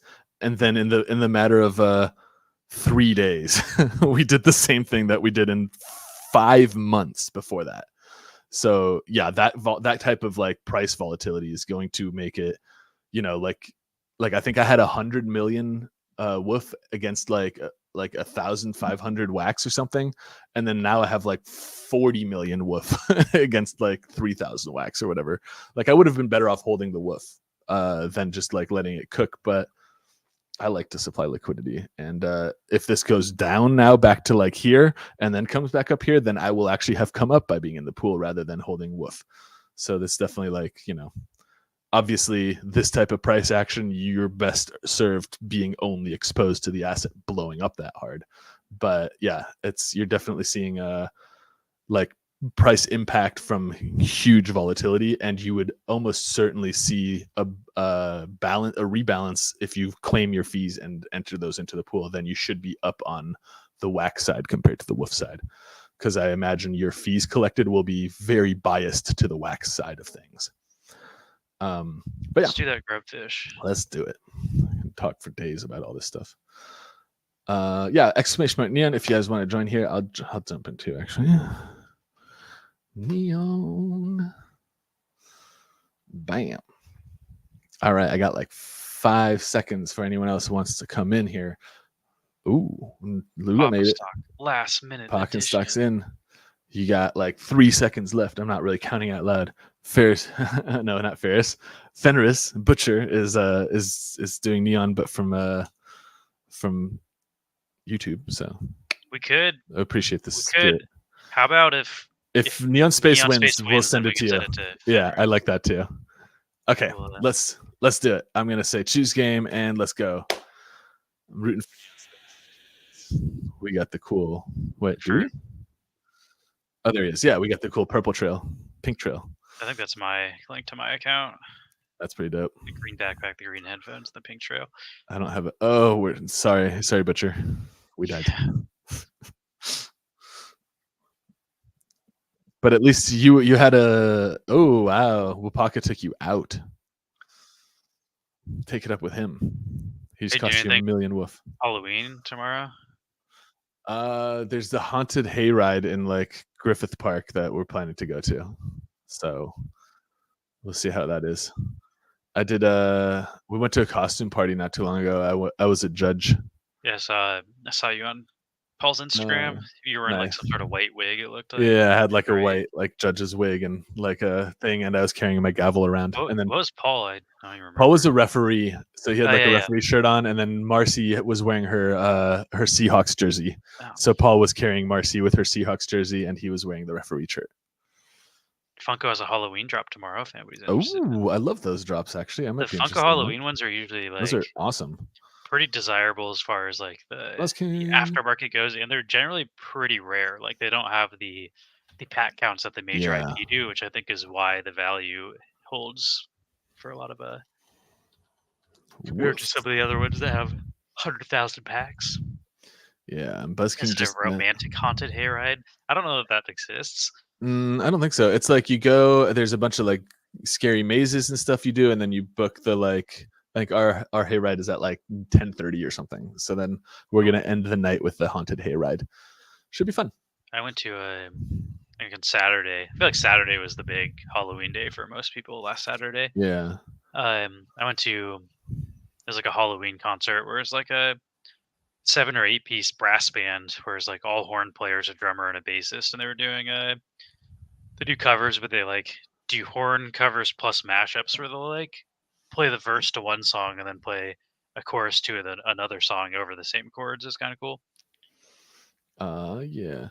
And Oh, tomorrow, that sounds dope. Pop and Suck. We go live on YouTube on Wednesdays, not on every one of our streams. not even usually when we do VDO Ninja, we do not. Oh, that's true. So it's mostly because Lewis is out of town and we don't have like the stream set up from OBS that Lewis usually has set up in his room. We re-upload afterwards every Wednesday, but if you just restream it, it puts a fat restream logo on your thing, and I don't like that. I'd rather just re-upload it. Also, like, I think Fenris is pretty much the only person who watches this on YouTube, so it's an exclusive YouTube show for the one man Fenris. Yeah, which we still appreciate anyway. So we're going to do it. But yeah, let's jump over back to our wax stuff so we can actually get through this. I feel like we've been talking too much about it. So what we did so far with wax is we've recovered what we have been rug pulled on. So looking at Taco Swap here, we went and we pulled out of the dark matter pool, which got entirely annihilated. We then went to the swap on Taco because on Wax on Edge, it no longer even will pull up dark matter. I can do a quick thing on that too, since most people aren't watching at the beginning. We have more people now. But I'll just say what Wapaka sent us. Wapaka is the creator of Wax on Edge. He was it kind of explained it's technical beyond what I understand, but he said the nonce interaction seems to be how the account got 1,000 dmatter. Otherwise, there are no traces of transfer action. And the contract has been updated just before. So the contract, it was a max supply of 1. So basically, the creator of the contract used whatever nonce is. I don't know what the fuck. NONCE nonce. Nuance. That. It's like the order of transactions, I think, that are submitted from that wallet. So they basically were able to change supply from 1 to 1,000. So like everybody had a fraction of a dark matter paired with wax, and they just were like, I will sell 1,000, which is way more than exists. So they just completely emptied the wax side of the liquidity pool. Yeah, you can see the liquidity got 180,000% deeper in terms of dark matter. But if we swap that around, 191,000 wax according to Wapaka. They ate a 92% of all the liquidity in the pool. They pulled it all. How much is 191,000 wax worth? What was their stealing on that? Let's see. I guess we'll do it in. There's not enough liquidity to check that on that. Yeah, I'll just do it here. So it tells us 191, $6,000. So a very low payday to commit crimes like that. Like that's, well, I guess $6,000 is a lot of money to a lot of people. It depends on where you live. I think. Yeah, that's true. That's a decent amount of. It's not worth. I wouldn't rug for that much money, but I wouldn't rug. Period. So hard to say. Well, that's not fair. If I could make $1 billion rug pulling people, I might be tempted. But if you have I don't know, if you live in like a third world country, like $6,000 can be like life changing money. That's true.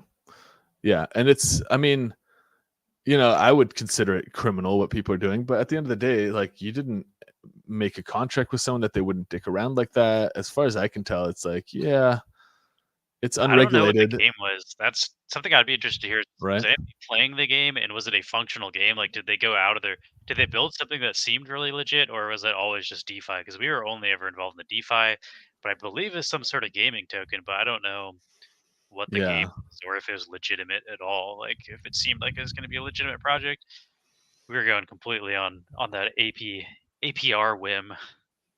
yeah. Let's see. Oh, it looks like I could swap it here, but let's see where I get a better deal.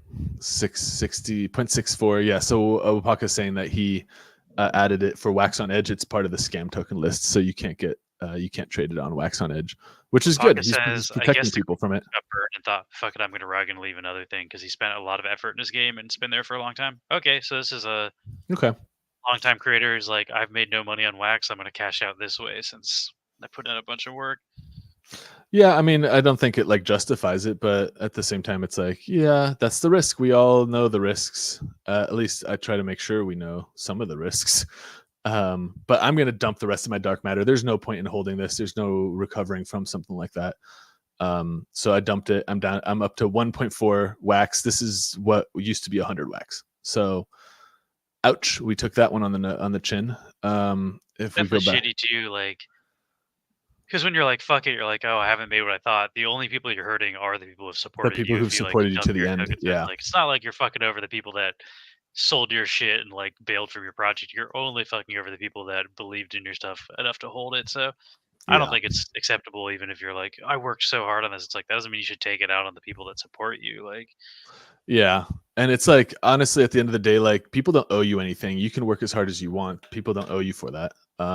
You decide to put that in. You get, like, it sucks. It sucks to work hard. I mean, we work hard on our shit, and it's hard to like, I think this paying you know, more. Fenris was saying, I mean, if a no name coin is paying 200% APR, it's kind of suspicious. I think it was like 1,000, 1,200%. Like oh, it's ridiculously high APR. That's why it I was got into it. It was like 7,000% when I first started, and I made more than double my money fucking around with that pool before getting rug pulled. So I'm okay, but our DeFi wallet it didn't do sucks. as Our well. DeFi wallet got into it a little later. We were a lot more cautious because we only doing this stuff on Wednesdays, and I had gotten into it on like a Thursday right after we were streaming, and then it was like a week into it, and I was a little too nervous to ape in. Rightfully so, clearly. But here's what we have left now. So we're out of Taco Swap entirely. We're covering our remainder here, and so we have no pools left there. And so here's what we have now. We have our Rook pool, which is 0 to infinity, and we have about 150 wax, so 300 wax still in this pool, bilaterally speaking. And this next one down, we have, let's take a look, pools, 145 and 55. So it's another 200-ish wax. So we're looking at 300 plus 200. We're still at 500 just between these two pools. For starting with 100 wax, we've risk managed pretty appropriately here. This pool started as 50. We're now at 26 here. So Neon's been actually kind of doing well. That actually, I could explain that. That has to do with the fact that I put up liquidity for Neon and Woof. And as Woof has been pumping, Neon, people buy Neon with wax to sell it for Woof to capture arbitrage. So great. That's cool. And then HCC, we also started this one, I think, with 50 wax. Looks like we're actually down, 5 wax, so 10 wax total on the bilateral side of things. But we've also been earning the APR for this for weeks already. And you can see it's 250%. So, even right now we have 39,000 Woof to claim from that already. So again, that's just from 1 week.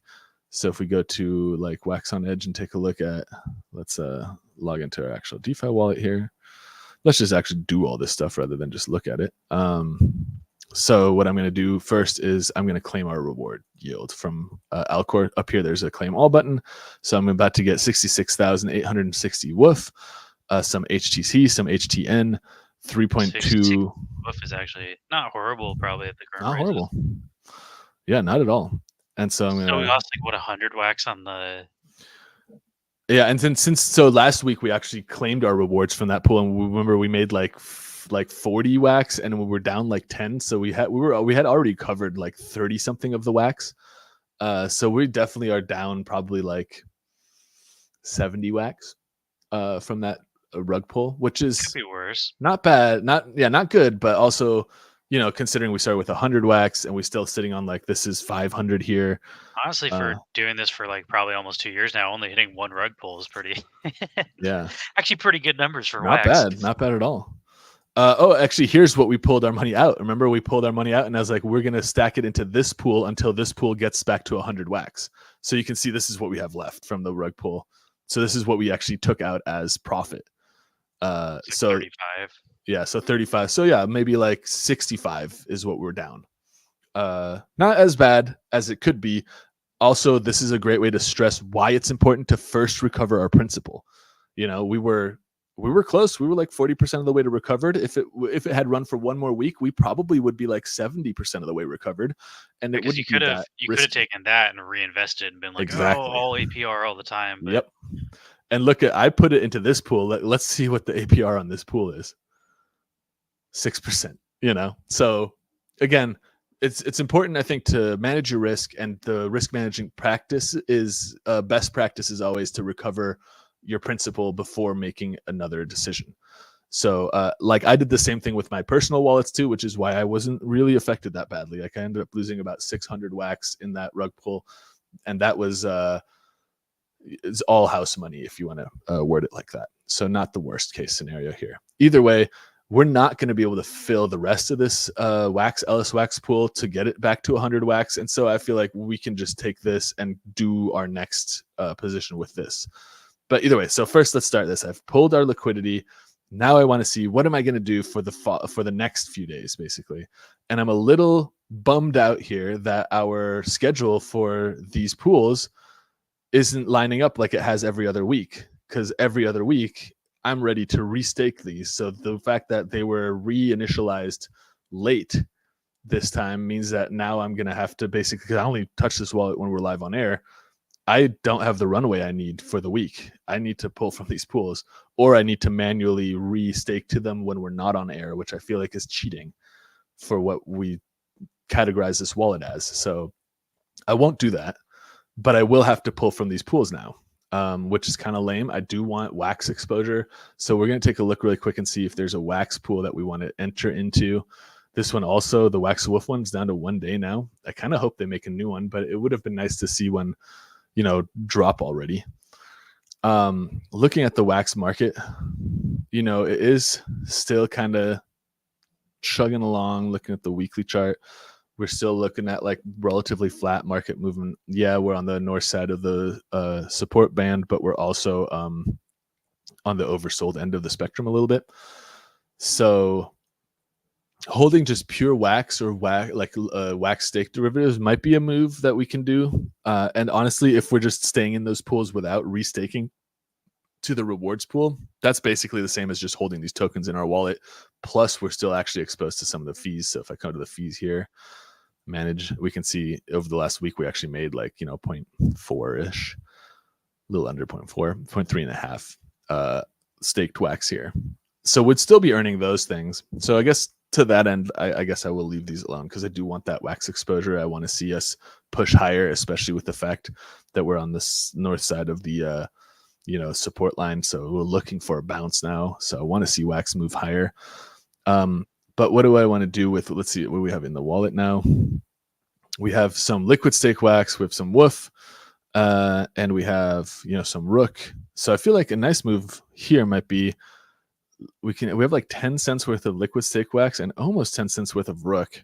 Let's just compound that one. I don't hate this pool. I feel like, again, it's possible for the creator to fuck us on this, and we have 300 wax exposed to this, but it's also, I think, a little less high risk, because these farm rewards being paid to these pools are actually like, reasonably sustainable. Do I know? Let's see. Then a quick question here is, do you know how the Ellis wax rewards move from 4% to 50%? It has to do with the way that Wax Fusion generates yield. Fusion. Let's see. Wax. like here we can take a look at it. So Wax Fusion is a liquid wax staking protocol here. If we go to waxfusion.io, we can take a look at that. If we click on stake, we can get a sense of what the current APR is right here. So right now, Wax Fusion's product, liquid staked wax, LS Wax, is on its own just by holding it in your wallet, earning 17.13% APR in terms of wax. So meaning if I put one wax into this, I'm generating 17% just because I'm holding LS Wax. And it says here, note the APR is calculated in real time. So this will change in real time. And it's based on the total amount of staked in the protocol and the current reward rate. This number can change very quickly. And, please don't make long-term decisions based on the APR. Okay, cool. The other thing that isn't really being said here is that there is CPU rentals to this. You can short-term rent CPU and you're paying wax for that. So you can see the protocol has like 2.25 million wax available for you to stake short term. And those short term rentals are valuable for bot farms and other big protocol like games and stuff that are doing some sort of like airdrop or giveaway or something. They might need a bunch of extra CPU short term, or a bot farmer or some kind of like arbitrage trader that maybe needs to like boost their CPU balance. They might pay for this. And so any moment, like maybe an Alien Worlds farmer, like bot farmer, is spending like 1,000 wax or something to rent, or like even 100 wax or whatever to rent, like 1,000,000 wax for the day to do their activity. That 100 wax then also just gets distributed to the liquid staking pools. So on top of the APR calculated based on staked in the protocol and the current reward rate, it's also based on revenues generated by other aspects of this, such as the CPU rentals. And so you have something like 17.13% for this. At the same time, you have here under earning staking on Alcor, this is their version of liquid stake wax. They don't rent CPU to you. And because they don't have a revenue stream from other than staking, their APR is actually a lot closer to fixed with the current APR for staking. So they're making about 8% on these guys. So it's interesting to note those things, because when I go to our farms, you can see that we have our liquidity in LSWAX and LSW paired like, oh wait, I'm on farms. I should be on pools. We have it paired. We had it paired initially like 1-to-1, even on both sides. And if we now look at it, because LSWAX is climbing quicker in value relative to wax than LSW is, you can see we've actually transitioned a decent amount of the liquidity from being 50-50 split to now being like 2/3, 1/3 or something like that, So it's like 55 and 150-ish. So let's see. Atomic Hub. Yeah. So yeah, exactly. Stuff like that. Like Wombat maybe running Atomic Hubs, those contracts possibly need CPU. I'm not 100% sure. I think don't think that they're renting CPU. Yeah, I don't think it's running on like Atomic Hub runs on servers and stuff. It's not like all on chain. And when But even the on-chain shit, it would make no sense for them to rent daily CPU from someone instead of staking. No. Like they would just I don't think they do either. And a lot of the CPU and the like resource costs associated with using Atomic Hub contracts is offset or is like put onto the user. Like when I make a trade, like if I list an NFT for sale, I pay for the RAM, I pay for the CPU for those listings. And when the sale happens, the RAM maybe will unlock and all that stuff, but it's not Atomic Hub having to put all that stuff up. And then the second part here, the question is, why does it drop sometimes below the 8% of staking just wax? So that I think has to do also with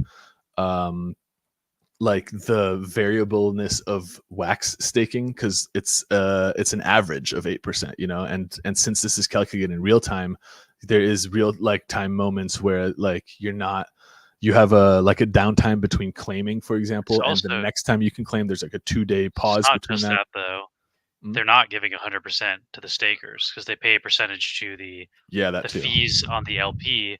So it actually has a lower ceiling than the other stake wax, because the other stake wax isn't paying liquidity pool incentives. But part of this protocol is a percentage of everything is paid to people in the LPs. So it doesn't give 100% of the stake wax back to the users. So it will be lower than whatever the percentage that is if they're not creating any revenue through the other ways that can pay it. But It has a higher ceiling, lower floor is the way I would describe it. Exactly. Or other way around. Wait, Yeah, yeah. No, you're like has a lower floor and a higher ceiling. So like 8%. Yeah, here you say even with the service fee built into the platform, rewards are projected to be higher than this stated 8% that would be earned by simply staking Wax yourself. But it's, if you want to read up on it, the flywheel section of their white paper actually tells you all the different aspects of the revenue streams that are feeding into LS Wax. Post that into the chat. That's a good idea. So here you can actually read up on the kind of like documentation on how they are doing all this stuff, what they vote for, their bounties, how they pay out, revenues. You can read about the distribution of those revenues. So you can see 85% of it goes to actual LS Wax. So that actually gets compounded into it. But here you can see 8%, like Lewis is saying, is paid to farm rewards. So that's where, like when we're in our pool here, that's where these rewards are coming from every week. That comes from like 8% or whatever that number was of the revenue generated by that protocol. But yeah, so what do we want to do? We want to maybe compound a little bit into the Rook Wax pool, and then we want to do something with our woof that we have. So yeah, if we do woof and then these two, I feel like that's basically everything we need to mess with. And I think what I want to do is maybe... No, I don't want to just hold woof. That's not what we do with this wallet. So first thing I'm going to do is go to the pools again. I'm going to go to Rook Wax, and I'm just going to compound again here with what we have. So I'm going to put up all the Rook we've earned, and then it's asking for the counterpart. I'm going to add that, and it's added. Success. And next thing I'm going to do is take our woof, and let's turn that into like liquid stake wax as well. So this way we can earn the upside of that without having to do any extra like liquidity farming. So I'll do LS Wax.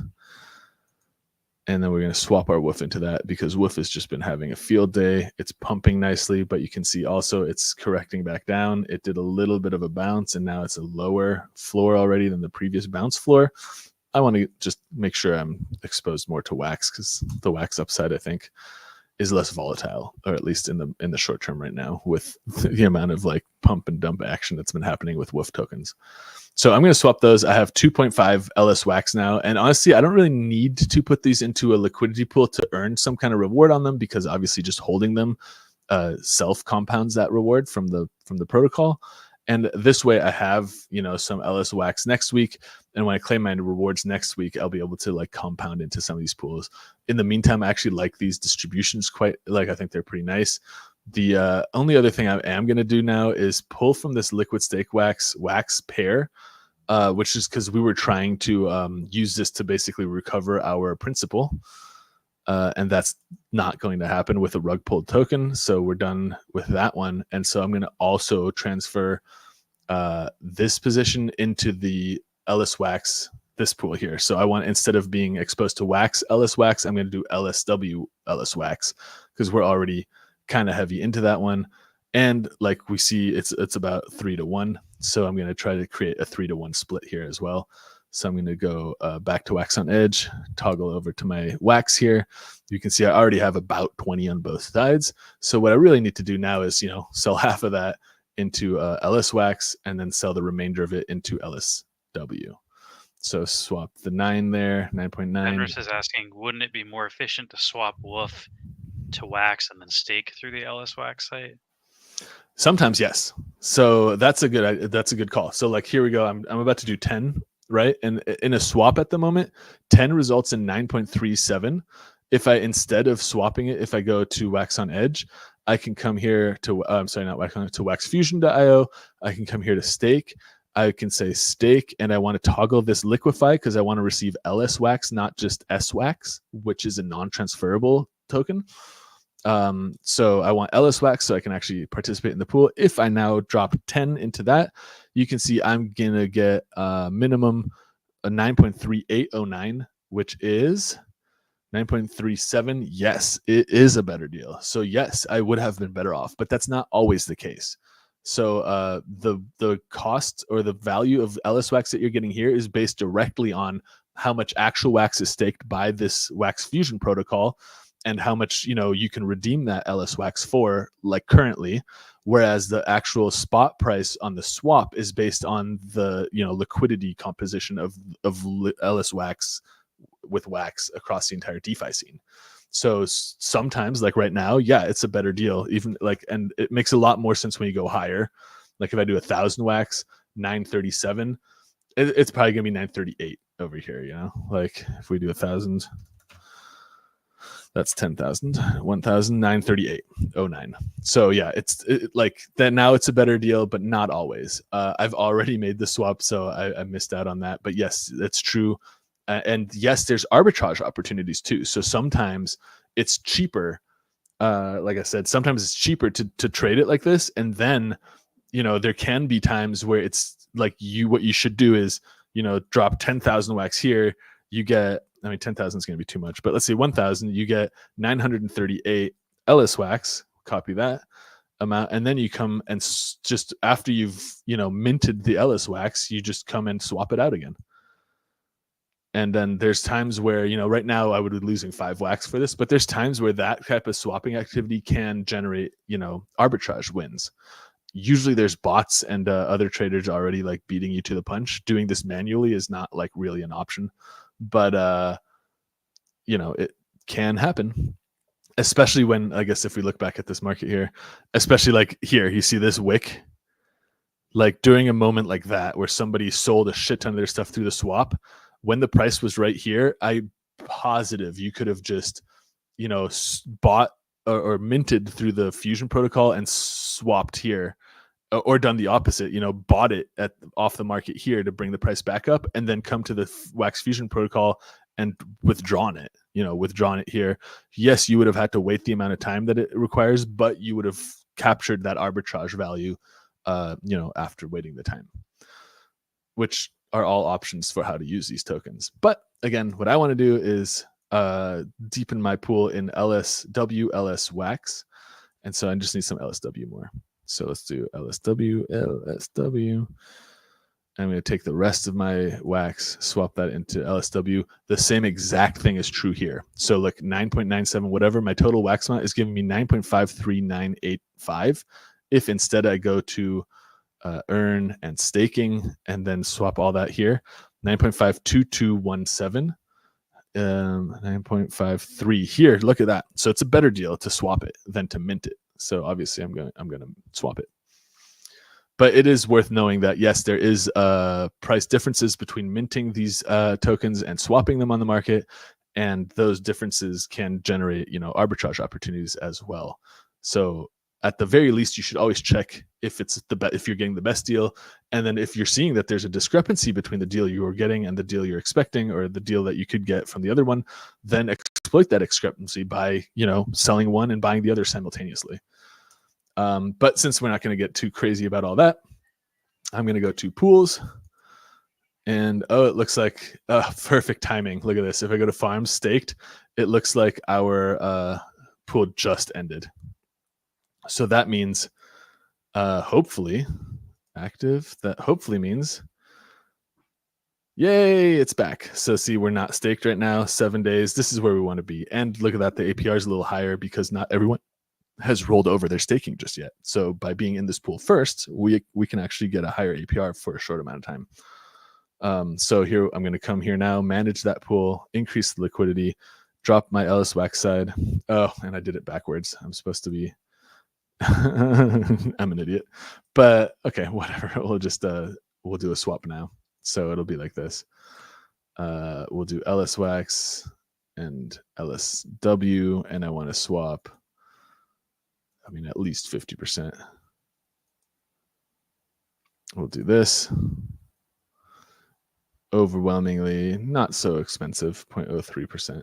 Or 0.3%, not terrible. Fenris is also saying you need to unstake and claim your rewards. For these guys? For the pool that just rolled over and finished. Yes, that's true. Oh, I have claimed the rewards by clicking the claim all button up here. So those claims have happened. But yeah, unstaking will free the RAM from my wallet, which is nice. So I'm going to increase liquidity here. 24, 14, no. This stuff? Oh yeah, okay, 24. That's right. So now I have more on the liquid stake wax side. So there we go. I'm going to add all that liquidity. Success. There we go. That gives us 170 against 65. I still have a little bit of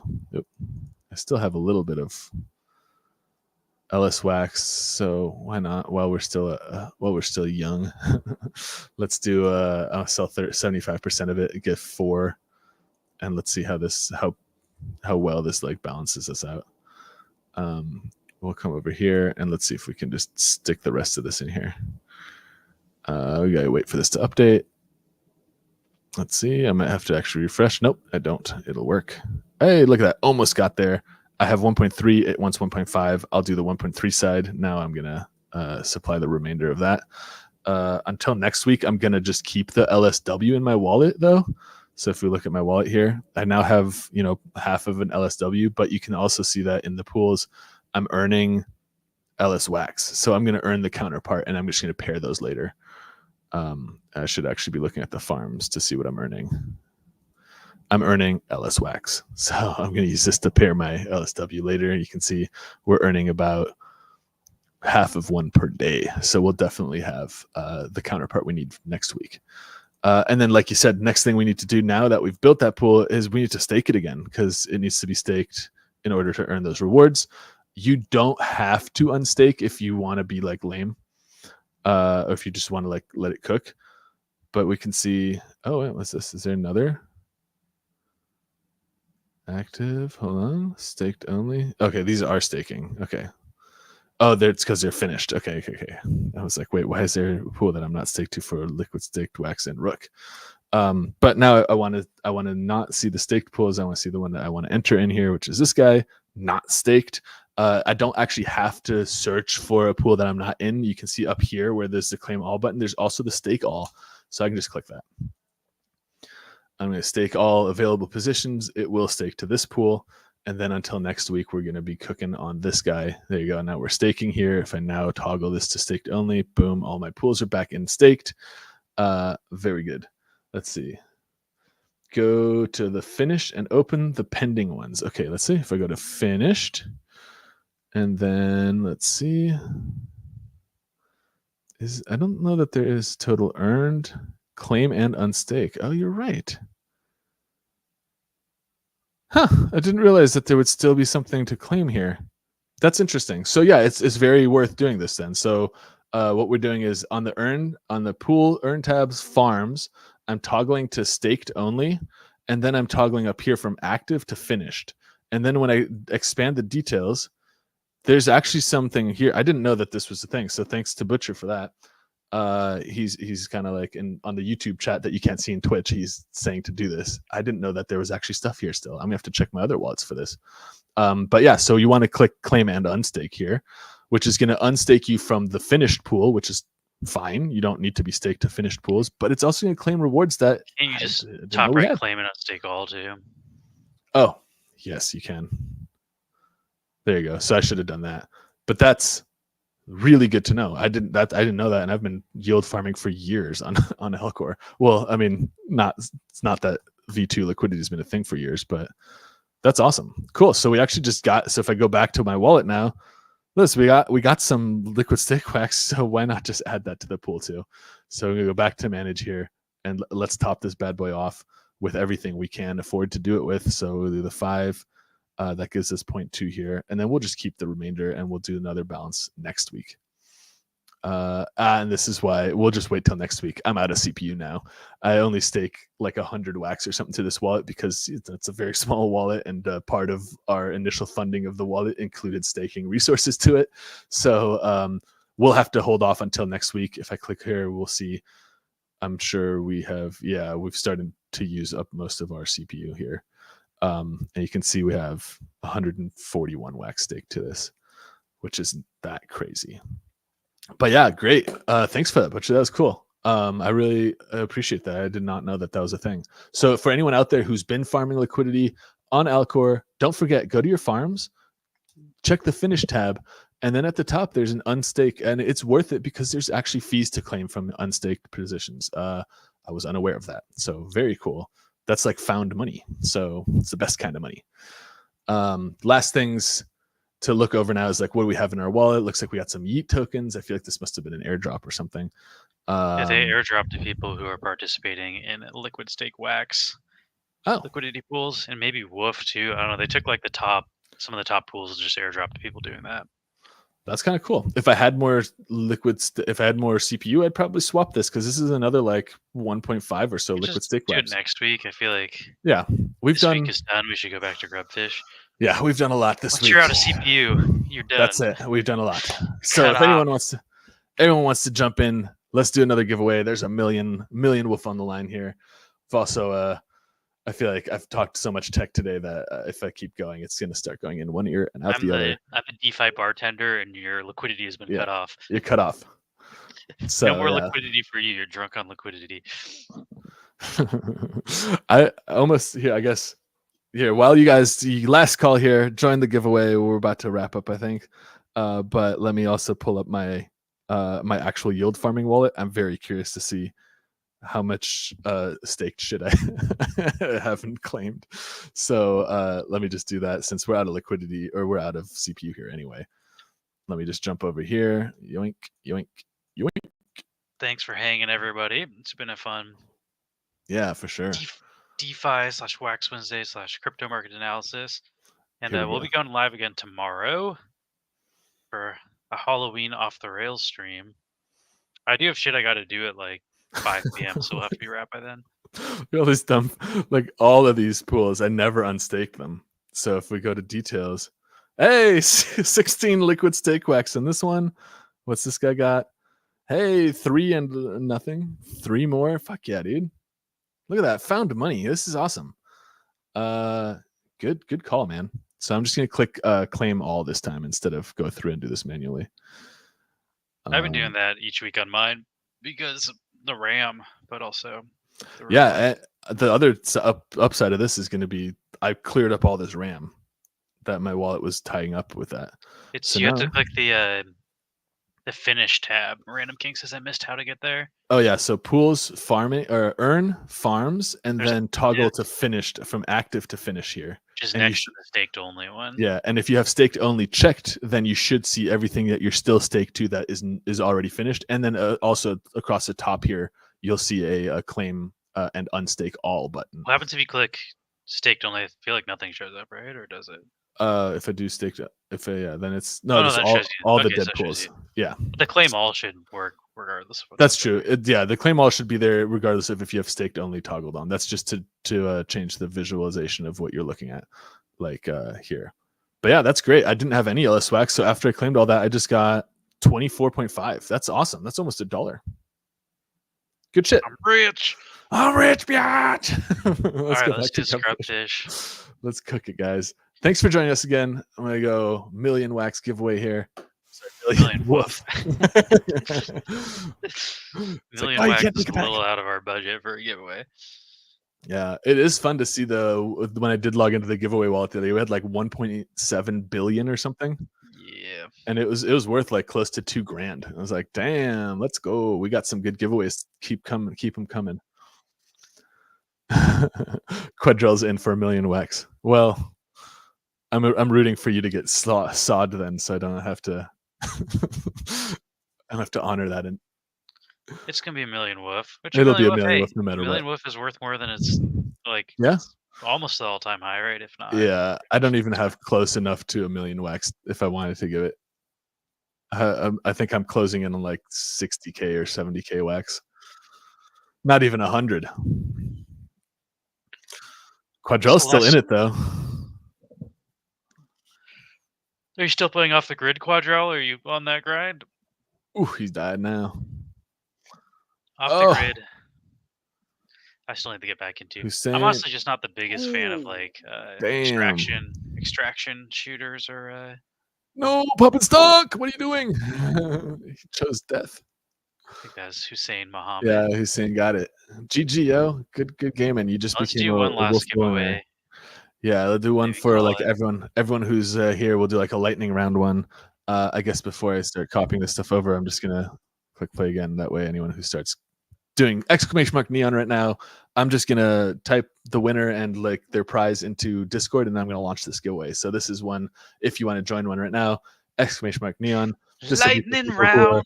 actively watching. So get your keyboard ready. Tomorrow I found some off the rails videos last night.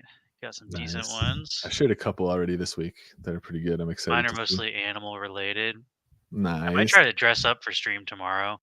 I don't know. Ooh. It's early enough that my parents I'm probably gonna paint my face again. I don't know that I'll be able to do that if that'd be fun. Jackie's not available because Jackie works during the day.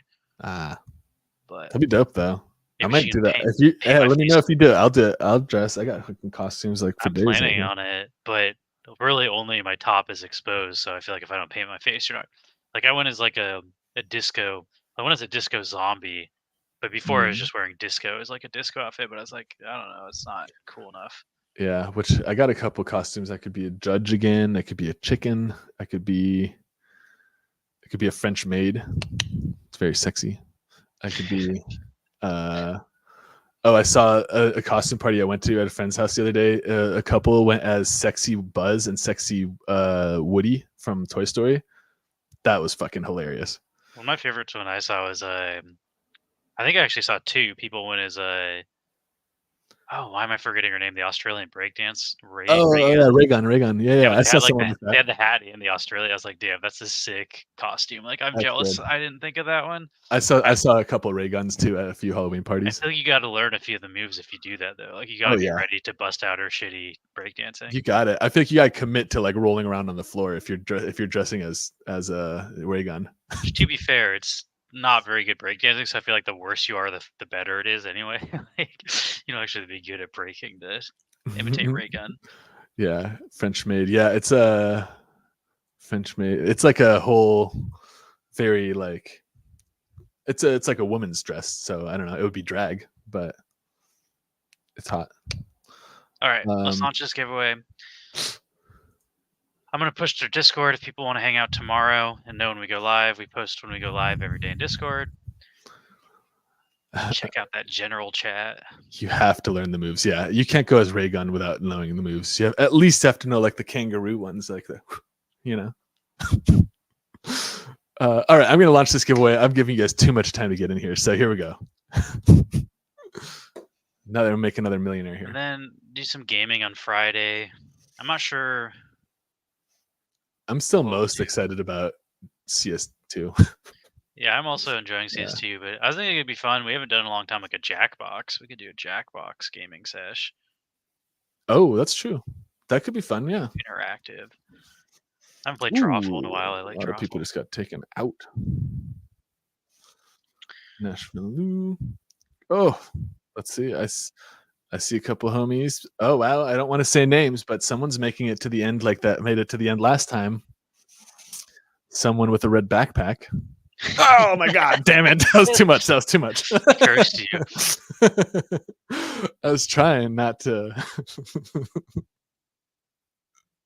Is someone going to tell Lewis that the Chinatown Band-Aid isn't working? Are you talking about my... Oh, the pop filter? Can you hear me breathing and stuff? I don't know. I can't. I think it's working pretty well. I heard Max breathing earlier, but that was Max, not me.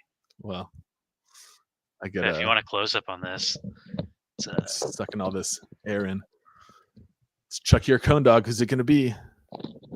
It's part toilet paper, and then it's like a makeup remover. It's like a little cotton pad. And I have that, and then I have the toilet paper over it because cotton pad alone wasn't doing enough. I tested. You can hear me breathing a little bit if I'm not being cautious, but it shouldn't be too bad. It's not like it was without it. Well played, Chucky. You have a good name for this Halloween season. Imoka says my audio's off. Yeah, this definitely is not the best audio quality. This mic sounds like shit when I'm not breathing into it. Like the filter's really not doing that much as far as the fidelity goes.